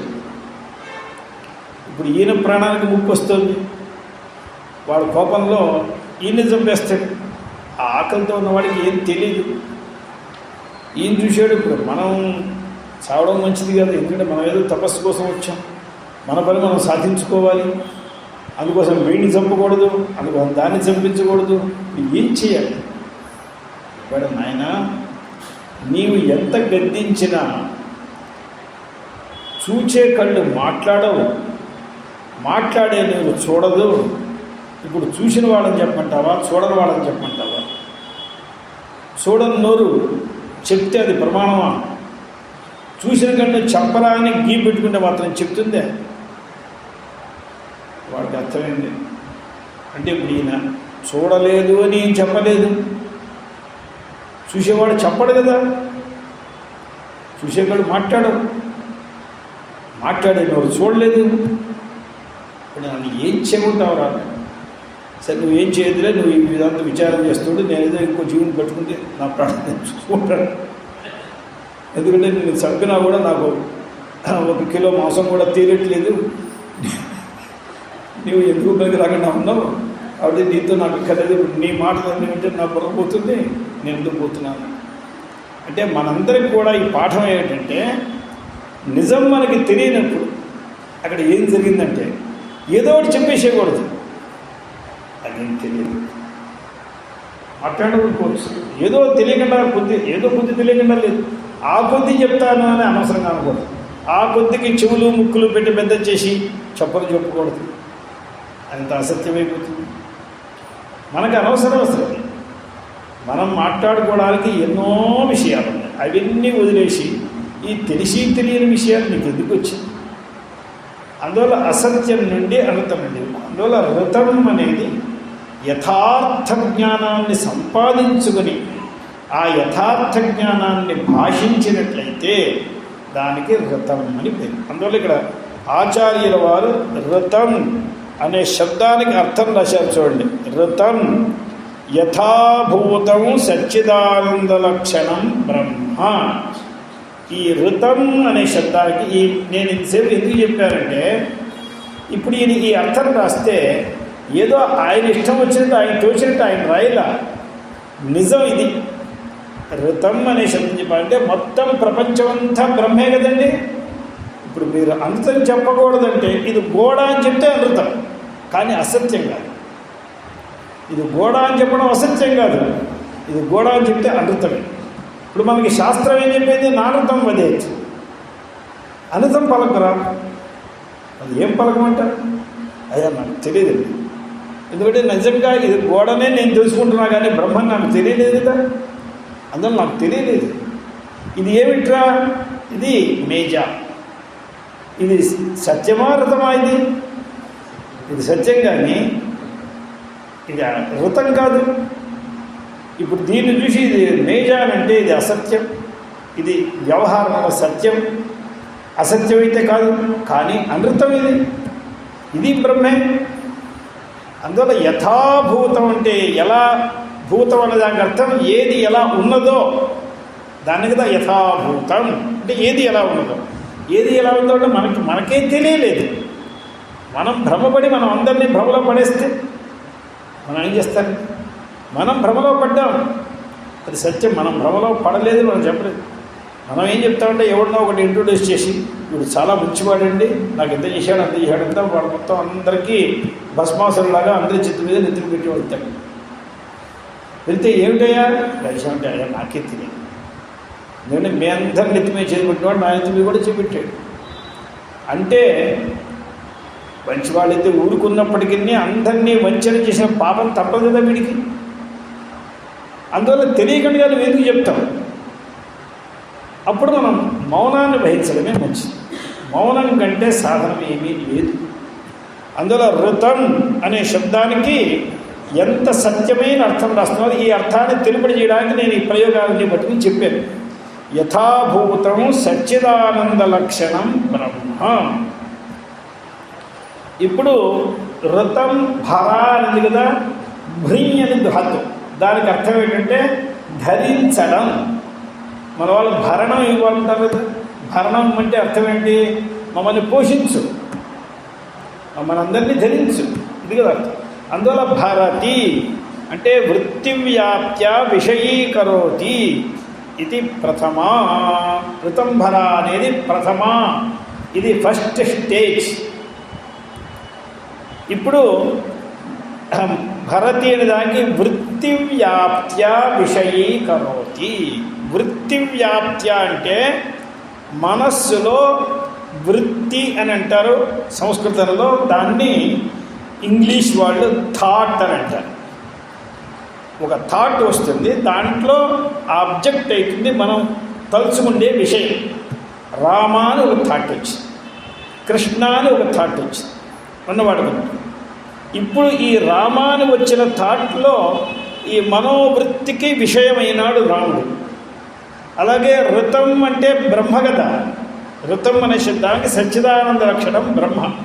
మన చిత్తంతో మన థాట్లో బ్రహ్మే విషయమై కూర్చున్నాడు. బ్రహ్మ విషయకమైన మనస్సులో ఒక చింతన వచ్చింది. అది ఎల్లప్పుడూ అలాగే ఉంటే, ఇంతకుముందు చెప్పారు కదా మనకి ఏకాగ్రం అన్నప్పుడు ఐక్యరూపమైంది. ఈ క్షణంలో బ్రహ్మ, పై క్షణంలో బ్రహ్మ, పై క్షణంలో బ్రహ్మ, పై క్షణంలో కంపల్సరీ రాకూడదు. ఒకే బ్రహ్మ అనుగతం, ఒకే బ్రహ్మ అనుగతంగా వస్తే అప్పుడు ఏకాగ్ర చిత్తం. ఈ ఏకాగ్ర చిత్తుల్లో మొట్టమొదటి స్టేజ్గా వాళ్ళు ఋతంభరులు. వాళ్ళు వృత్తి వ్యాప్యతయా విషయీకరోతి ప్రథమా. ఇక్కడ ఆరంభించారు శంకరాచార్యులు. ఈ ఋతంభర అనేది గీతల్లోనే చెప్పావయ్యా అని అన్నారు. ఆత్మన్యేవ వశన్నయేత్ అని. ఇది 6వ అధ్యాయంలో శ్రీమద్భగవద్గీతలో అక్కడ 26వ శ్లోకంలో చెప్పారు. ఆత్మన్యేవ వశన్నయేత్. ఈ మాటకు ఆచార్యుల వారు ఆత్మన్యేవ వశన్నయేత్ ఎందుకన్నారంటే శ్లోకం అంతా చెప్పేవాళ్ళు శిష్యులు ఉన్నారు ఎదుర్కొండగా. మనకి చెప్పుకోవాలి కదండి.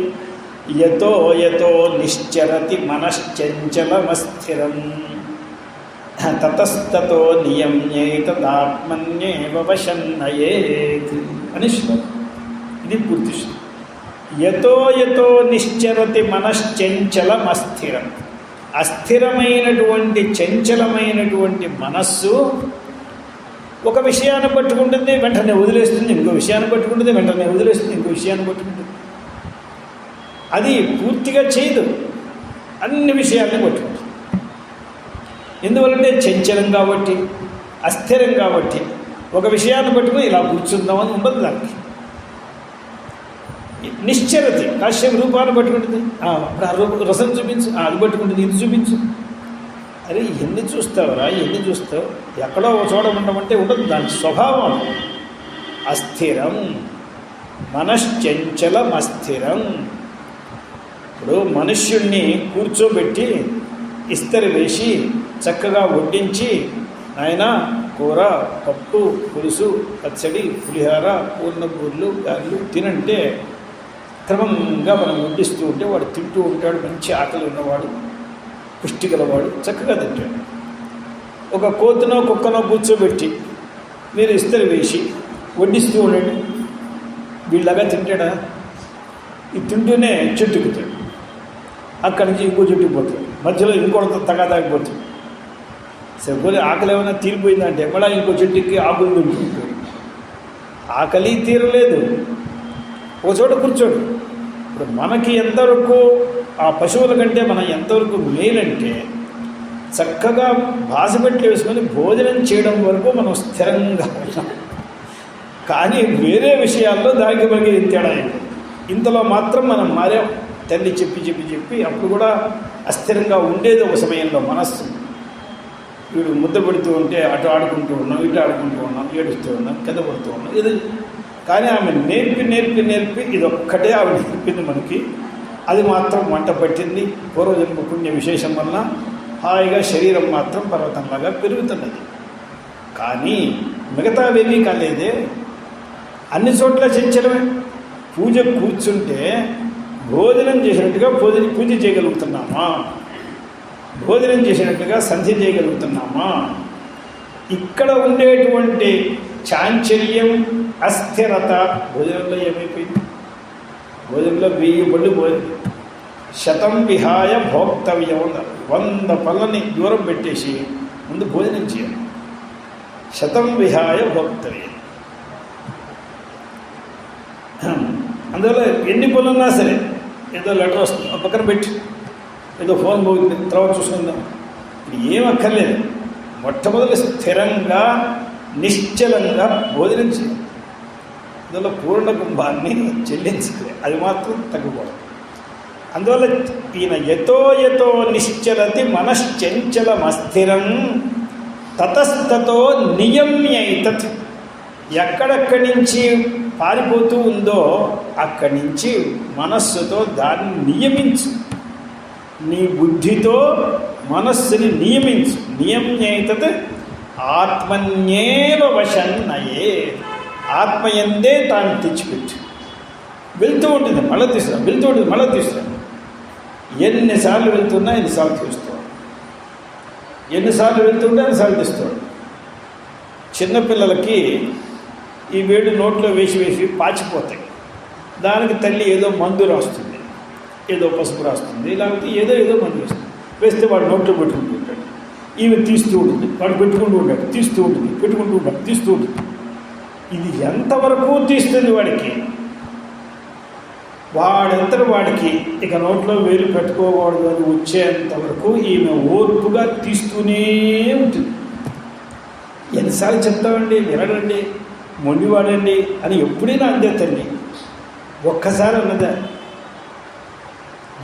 ఎక్కడైనా ప్రపంచంలో ఏ తల్లి అయినా వినని పిల్లవాడిని చూసి వీడు మొండివాడనా తల్లి ఉంది? అసలు మొండివాడు కాని పిల్లవాడు ఉన్నాడా? ఇదే ఆచార్యులు కుపుత్రో జాయే క్వచిదపి మాత నభవతి.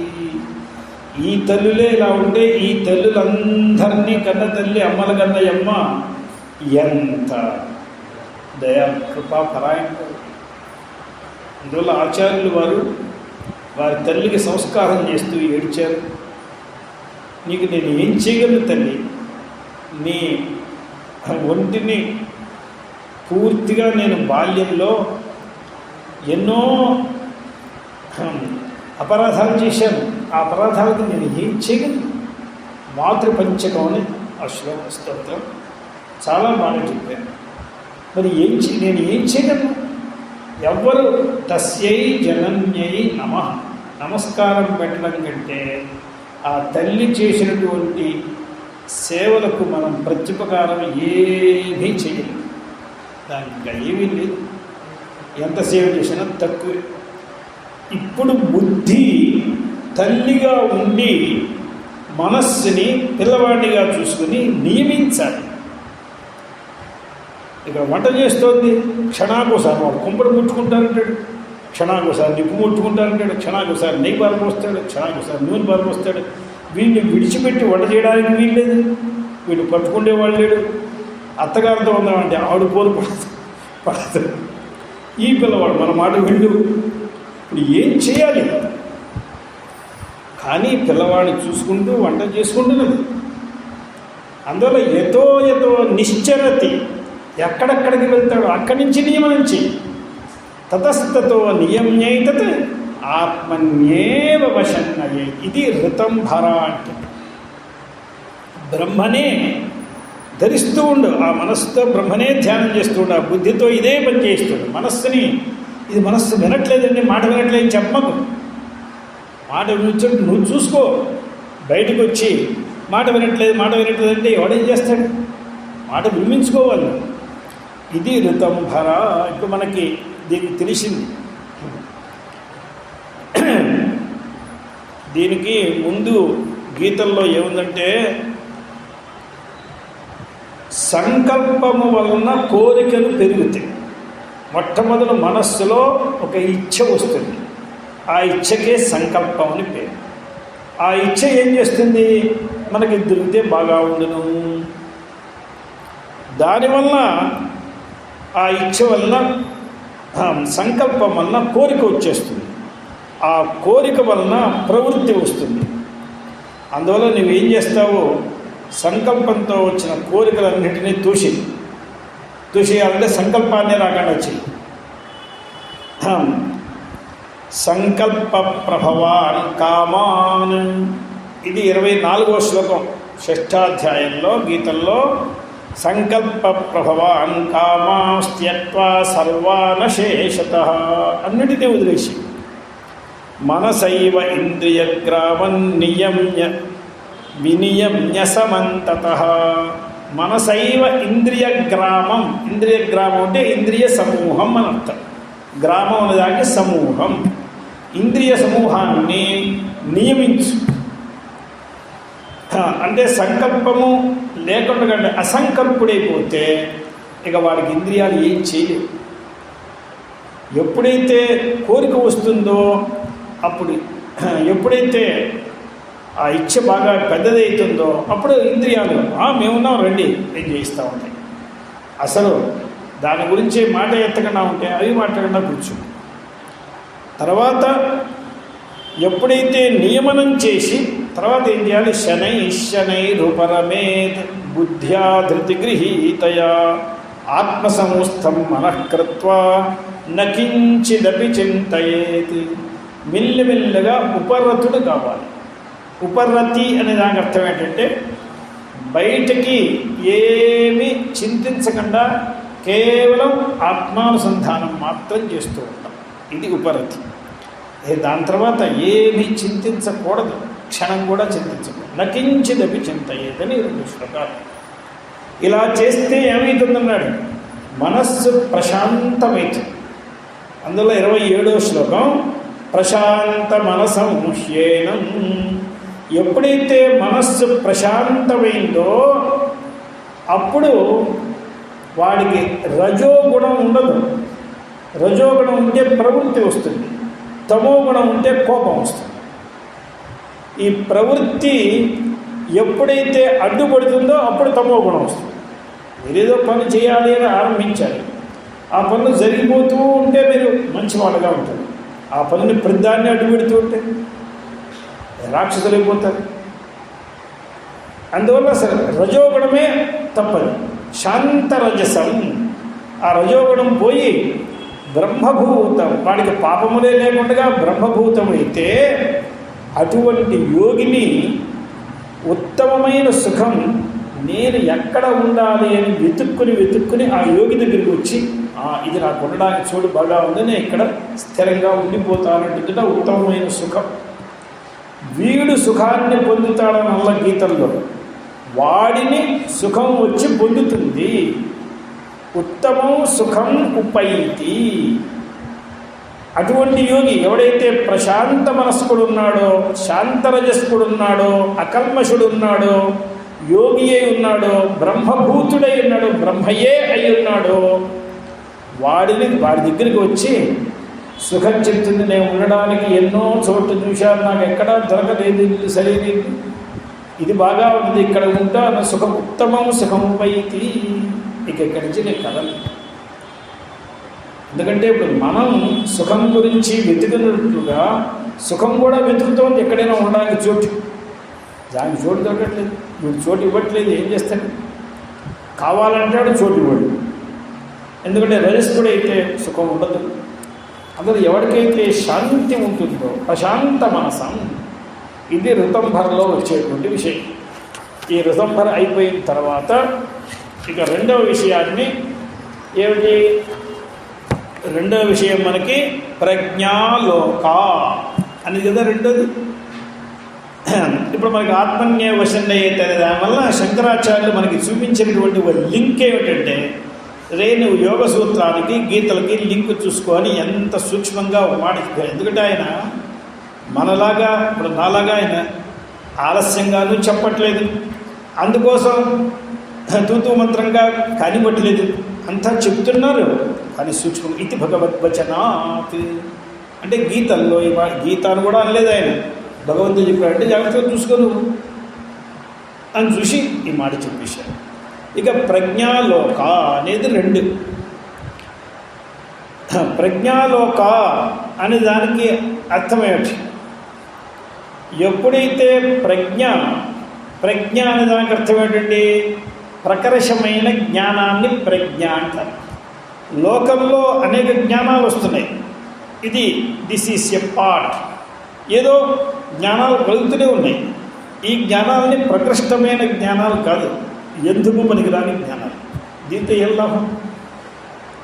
ఒక ఆయన చెప్పారు, మా వాడికి ఈ ఊళ్ళో తెలియని వాడంటూ ఒక్కడు లేడు, కానీ అవసరం వస్తే ముఖం చూపించేవాడు ఒక్కడు లేడు. ఏమిటంటే అందరూ తెలిసి పరిచయం ఏంటి? ఏదైనా కష్టకాలంలో ఆదుకోవాలి కదా, ఎవడో అటువంటి వాడు లేడు. కానీ అందరూ ఏమీ పని లేకపోతే ఎలా ఉన్నావు ఏమిటో గడిసేపు మాట్లాడిస్తారు, ఇలా మాట్లాడిస్తూ ఉంటారు. కష్టం వచ్చిందంటే ఎవడు సర్లే నాన్న ఏదో పుణ్యం ప్రాప్తం ఏవో ఉంటాయి, ఎవరు వాళ్ళు అనుభవించాలి అని చెప్పి వెళ్ళిపోతాడు, ఏమీ చేయడు. అలాగే మనకి ఈ ఘటజ్ఞానం పటజ్ఞానం ఇవి మన్నేమీ ఉద్ధరించే జ్ఞానాలు కాదు. ఉద్ధరించే జ్ఞానం జ్ఞానాదేవత కైవల్యం అనే జ్ఞానం వేరు. ఆ జ్ఞానం ప్రకృష్టమైన జ్ఞానం. ఏ జ్ఞానం మన సంసారం నుండి ఉద్ధరిస్తుందో ఆ జ్ఞానం మీద మనకు కావాలి. ఈ జ్ఞానాలంటే మనకి ఎందుకంటే నాకు కంప్యూటర్ తెలుసండి, నాకు సాఫ్ట్వేర్ తెలుసు, నాకు హార్డ్వేర్ తెలుసు, నాకు తెలిసావు ఏమిటి? కనీసం ఉట్టికెక్కుతావా ఏమిటి? నువ్వు స్వర్గానికి ఎక్కలేవు, మోక్షానికి ఎక్కలేవు, ఏం చేస్తావు? ఇవన్నీ కూటి విద్యలే కదా. కోటి విద్యలు కూటి కొరకే. కానీ ఏ బ్రహ్మ విద్య ఉన్నదో అది మనం ఉద్ధరించే. అది దానివల్ల వచ్చేటువంటి జ్ఞానానికి పేరు ప్రజ్ఞ. అందువల్ల మనకి మహావాక్యంలో ఒక వాక్యం ప్రజ్ఞానం బ్రహ్మ, ఇది కదండి ఋగ్వేద మహావాక్యం, ప్రజ్ఞానం బ్రహ్మ. ఈ లోకంలో వచ్చే జ్ఞానాలన్నీ ప్రాజ్ఞులు, వీళ్ళందరూ ప్రకృష్టాజ్ఞులు, ప్రజ్ఞులు కాదు. ప్రజ్ఞ కావాలంటే అందులో ప్రజ్ఞాలోకం. ప్రజ్ఞాయాం అంటే ఆ జ్ఞానం సిద్ధిస్తే, అంటే అఖండాకార వృత్తౌ ఏ థాట్ అఖండమైన బ్రహ్మాకారంగా వచ్చిందో, అంటే మనం ఒక శబ్దం వినంగానే మన మైండ్లోకి ఏదో ఒక చిత్రం వచ్చేస్తుందండి. వెంటనే గంట అని విన్నాం అనుకోండి, ఏదో ఒక ఆకారం మన మనసులోకి వెంటనే వచ్చేస్తుంది. ఒక గుడము అని విన్నాం, వెంటనే ఒక ఆకారం వస్తుంది.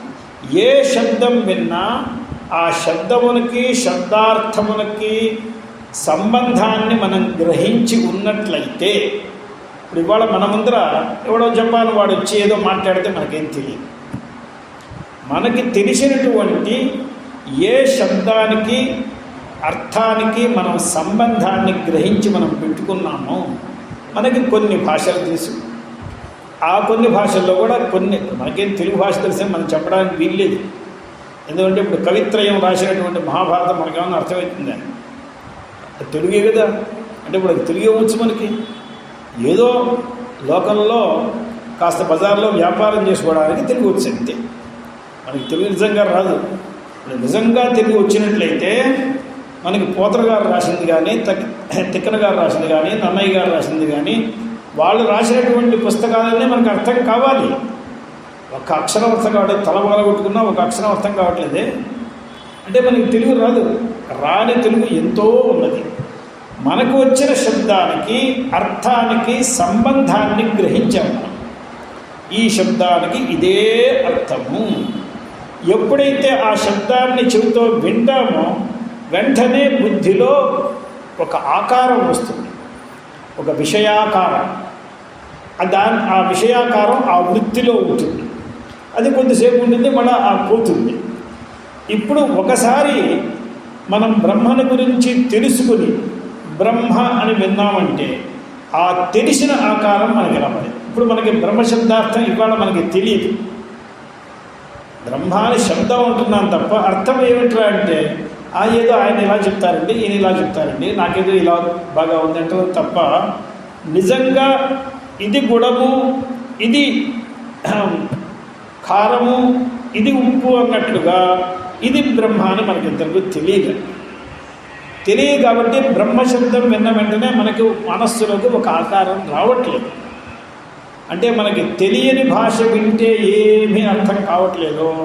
అలాగే కూడా ఉంది బ్రహ్మ కూడా. కానీ పుస్తకాల్లో చదువుతున్నాం మనం. సర్వాత్మకమైనటువంటి సర్వవ్యాపకమైనటువంటి సచ్చిదానందఘనమైనటువంటి నిర్గుణమైన నిరంజనమైన అద్వితీయమైన అనే పదాలతో చెప్పుకొని అటువంటిది బ్రహ్మ ఒకటి ఉన్నది. ఈ ఋతంభర వాళ్ళు ఉన్నారే, వాళ్ళ ఆ బ్రహ్మనే కదా ధరించేది. వాళ్ళు మనం ఏ బ్రహ్మని చెప్పామో ఆ బ్రహ్మని ధరించిన వాళ్ళే కదా. అదే కదా ఋతం. ఆ ఋతాన్ని బుద్ధిలో ధరించిన వాళ్ళు ఋతంభరులు. ఆ ఋతంభరులకి ప్రజ్ఞాలోకం వస్తుంది. అంటే వాళ్ళకి ప్రజ్ఞ బ్రహ్మానంగానే వెంటనే ప్రజ్ఞ వచ్చింది. ఆ ప్రజ్ఞలో అదేమిటిది అఖండాకార వృత్తి. ఇప్పుడు మనకు ఘటాకార వృత్తి వస్తుంది, గుడాకార వృత్తి వస్తుంది. బ్రహ్మవృత్తి వచ్చేప్పుడు అఖండం కదా బ్రహ్మ, అది అఖండాకార వృత్తి వస్తుంది. అక్కడ ఏమవుతుంది, చిత్తంలో నిత్య నిరంతర అభ్యాసేన పరిపాకం నీతాయా. ఈ ప్రజ్ఞ ఒక క్షణంలో వచ్చింది పోయింది, ఒక క్షణంలో వచ్చింది పోయిందని కాకుండా నిత్యము వస్తూ ఉంటుంది, నిరంతరం ఉంటుంది. నిత్య నిరంతర అభ్యాసం, ఒకదాని తర్వాత ఒకటి. ఇప్పుడు మనకి ఒక అక్షరాన్ని నేర్చుకునేటప్పుడు అది బుద్ధిలో రిజిస్టర్ అయ్యేంత వరకు మనం దాన్ని నేర్చుకుంటూనే ఉన్నాం. అలాగే ఒక శబ్దానికి ఇప్పుడు మనకి తెలియని భాషను ఇంట్లో నుంచి స్కూల్కి వెళ్ళి ఒక ఇంగ్లీష్లో ఒక పదాన్ని నేర్చుకునేటప్పుడు ఈ పదానికి ఇది అర్థం, ఈ పదానికి ఇది స్పెల్లింగ్ అని ఎన్నిసార్లు రాశామంటే మన బుద్ధిలో రిజిస్టర్ అయ్యేంతవరకు అది అక్కడ పూర్తిగా ఇవాళ మనం దాన్ని ఎప్పుడూ మర్చిపోకూడదు జీవితంలో. అలా పెట్టుకోవాలి. అలా పెట్టుకోవాలంటే ఒకే రోజున 100 శబ్దాలు వస్తాయా ఏమిటి మన దగ్గరికి? కొద్దిగా శబ్దాలను నేర్చుకోవాలి. అలాగే తెలియని హిందీ భాషలోకి వచ్చారు, ఒకే రోజున అన్నీ తెలిసిపోతాయా ఏంటి? మెల్లిమెల్లిగా ఒక్కొక్క రోజున ఒక్కొక్కటి తెలుసుకుంటుంది. అలా ఒక రోజు 10 గ్రహించేవాడు, ఒక రోజుకి 20 గ్రహించేవాడు. వాడి బుద్ధిని బట్టి, వాడి అవసరాన్ని బట్టి మెల్లిమెల్లిగా పదాలు గ్రహిస్తూ ఉంటాడు. ఆ పదవుల అర్థంతో గ్రహిస్తూ ఉంటాడు. ఆ రకంగా గ్రహించి వాడు పెట్టుకుంటాడు. ఆ బుద్ధిలో అది రిజిస్టర్ అయిపోతే ఇప్పుడు మనకు ఒక చిప్పులో మనం ఒక దాన్ని వేసి, ఒక విషయాన్ని వేసి అక్కడ సేవ్ చేసి పెట్టామంటే అది మనం డిలీట్ చేసేదాకా పోదదు, అది అలాగే ఉంటుంది. అలాగే భగవంతుని బుద్ధి అనేది వాడికి ఎన్ని జీబీలు పెట్టాలో, ఎన్ని టీబీలు పెట్టాలో ఆయన ఏదో పుణ్యపాపాలు పెట్టి ఏదో ఒక నిర్ధారణ చేసి పెట్టాడు. దాంట్లో మనం ఎంత స్పేస్ని పూర్తి చేయగలుగుతున్నామో అంత స్పేస్ని పూర్తి చేయగలుగుతున్నాం. ఇంకా ఎంత ఖాళీ ఉంది ఏంటి మనకేం తెలియదు, దాన్ని మనం చూడలేకపోతున్నాం. ఇంకా మనం ఏమైనా కొత్త విషయాలు తెలుసుకుంటే మనకి ఇంకా ఇవాళకి కూడా తెలుస్తున్నాయంటే దాంట్లో ఇంకా చాలా స్పేస్ ఉన్నది. అది మనకి ఫుల్ అయిపోయి అట్లా ఏం లేదు. ఇప్పుడు అది దానిలో చేసేటప్పుడు బ్రహ్మ పదార్థం తెలుసుకొని దాన్ని నిరంతరం అభ్యాసం చేసి అది తలుచుకున్న వెంటనే ఆ రూపం రావడానికి అంత పరిపాకం మనకి రావాలి. అందువల్ల నిత్య నిరంతరాభ్యాసేన పరిపాకం నీతాయాం బ్రహ్మ విషయిణ్యాం ఆవరణాభిభవం కుర్వంత్యాం. అంటే ఇప్పుడు ఏం చేస్తుంది, ఎప్పుడైతే మన చిత్తంలో అఖండాకారమైన బ్రహ్మవృత్తి వస్తుందో అప్పుడు మనకి అజ్ఞానావరణం ఉంది కదండి, అది వస్తూనే అజ్ఞావరణాన్ని కట్ చేస్తూనే వస్తుంది. అజ్ఞావరణాన్ని కట్ చేయకుండా అది రాదు, అఖండాకార వృత్తి రాదు. ఇప్పుడు మనకి బెల్లం అనేటువంటి ఒక పదార్థం రావాలి, చిత్తంలోకి రావాలి అంటే అది దేన్ని ఖండనం చేయదు, కానీ అఖండాకార వృత్తి వస్తూ సమస్త అజ్ఞానాన్ని ఖండనం చేస్తూ వస్తుంది. అది అజ్ఞానాన్ని ఖండనం చేయకుండా ఇది, ఎందుకంటే అఖండం కదా, ఈ ఖండములన్నిటినీ ఖండనం చేస్తే వస్తుంది. అది వచ్చిందంటే ఇవన్నీ అవుట్ అయిపోతాయి. అంటే ఏమిటి, కొన్ని సిస్టాల్లో ఎలా ఉంటుందంటే మనం కొత్త విషయాన్ని ఎంటర్ చేస్తూ ఉంటే పాత విషయాలని వాటిలో డిలీట్ అయిపోతూ ఉంటాయి. మనం దాన్ని డిలీట్ చేయక్కర్లా, వాటిలో డిలీట్ అయిపోతుంది. అదొక ప్రక్రియ. కొన్ని ఏమైతే అయ్యా మీకు స్పేస్ పూర్తి అయిపోయింది, మీరే సెలెక్ట్ చేసుకుని డిలీట్ చేయాలి. ఇది అలా కాదు, ఇది ఆటోమేటిక్ డిలీట్. ఎప్పుడైతే అఖండాకార వృత్తి లోపలికి ప్రవేశించడానికి తయారైందో సమస్త ఆవరణ భంగం చేసేస్తుంది. ఇక ఆవరణం లేదు. నిరావరణ సంవిత్. సంవిత్ అంటే జ్ఞానం, నిరావరణ సంవిత్ అంటే అజ్ఞానం ఉన్న జ్ఞానం కాదది. ఇప్పుడు మనందరికీ వచ్చే జ్ఞానాలన్నీ అజ్ఞానాన్ని పోషించే జ్ఞానాలు. ఈ జ్ఞానం మాత్రం అజ్ఞానాన్ని కూకటి వేళ్లతో సహా తీసేసేటువంటి జ్ఞానం. మళ్ళా అది రావడానికి వీల్లేదు, మొలకెత్తడానికి వీల్లేదు. అందువల్ల ఇక్కడ బ్రహ్మ విషయిణ్యాం ఆవరణ అభిభవం కుర్వంత్యాం సత్యాం. ఆ ప్రజ్ఞానం ఇలా చేస్తూ ఉన్నప్పుడు ప్రజ్ఞా ప్రతిష్ఠ అని ఉపనిషత్తు ఎక్కడికక్కడ ఇది కలెక్ట్ చేస్తూ ఉంటారు. ఇది ఐత్రేయ ఉపనిషత్తులో ఉంది. ఎందుకంటే ప్రజ్ఞానం బ్రహ్మ ఇక్కడ ఉంది కదా. ఐత్రేయ ఉపనిషత్తులో ప్రజ్ఞా ప్రతిష్ఠ. ప్రతిష్ఠ అంటే మిగతావన్నీ అప్రతిష్ఠితులు. అవి పెడుతూ ఉంటే తుమ్మితే ఊడే ముక్కుల్లాగా క్షణంలో వెళ్ళిపోతూ ఉంటాయి, మళ్ళీ పోతూ ఉంటాయి. ఆ అజ్ఞానం ఇదే చేస్తూ ఉంటుంది.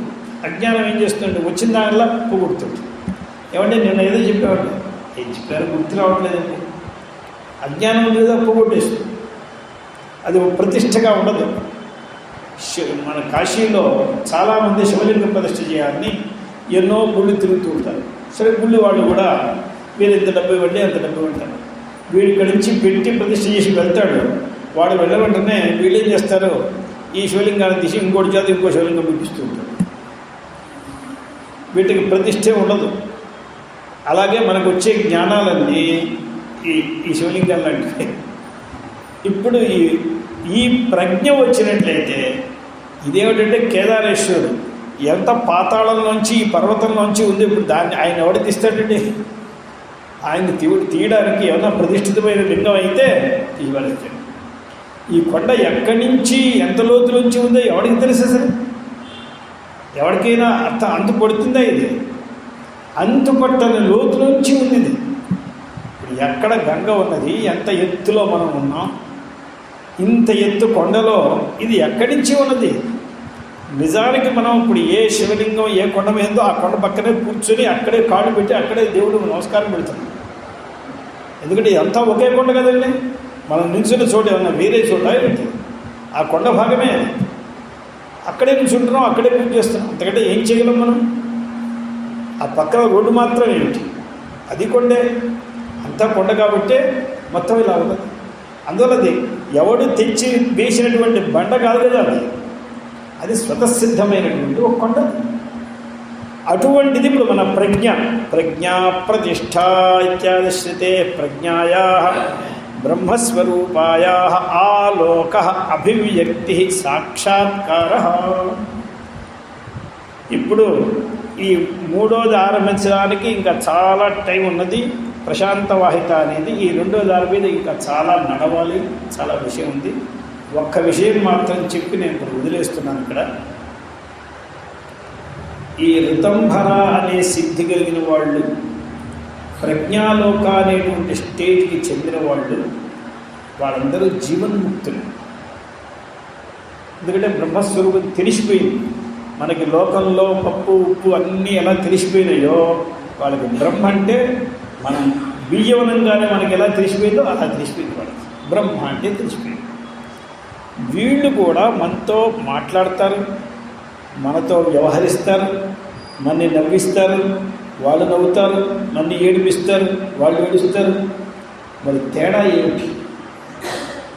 వాళ్ళందరూ ముక్తులు, మనందరం సంసారంలో, వాళ్ళు కూడా మనం మాతో ఉంటే సార్ తేడా ఏమిటంటే ఇదొక్కటి.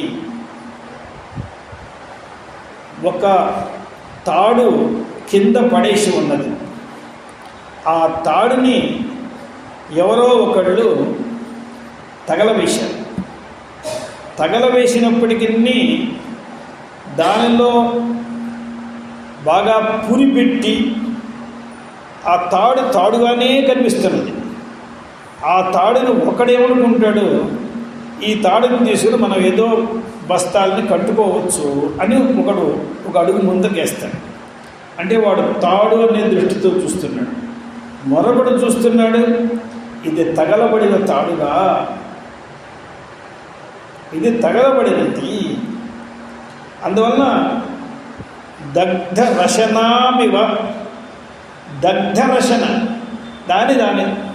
దాని స్వరూపం అలాగే ఉంటుంది. అది తాడు అనేటువంటి బుద్ధి పోదు మనకి, అది అలాగే ఉన్నది. చుట్టలు చుట్టి మనం దాన్ని కలిసి పడేస్తే అది అలాగే ఉన్నది. అంటే ఇది ఏమిటండి? ఇది తాడండి, కాలిపోయింది. ఇప్పుడు తాడు కాలిపోయింది అని చూసేవాడు ఈ తాడుతో మనం ఈ పని చేసుకుందాం అని అనుకుంటాడు. అంటే ఇది ఎందుకు పనికిరానిది, తగలబడింది అని తెలుసు వాడికి.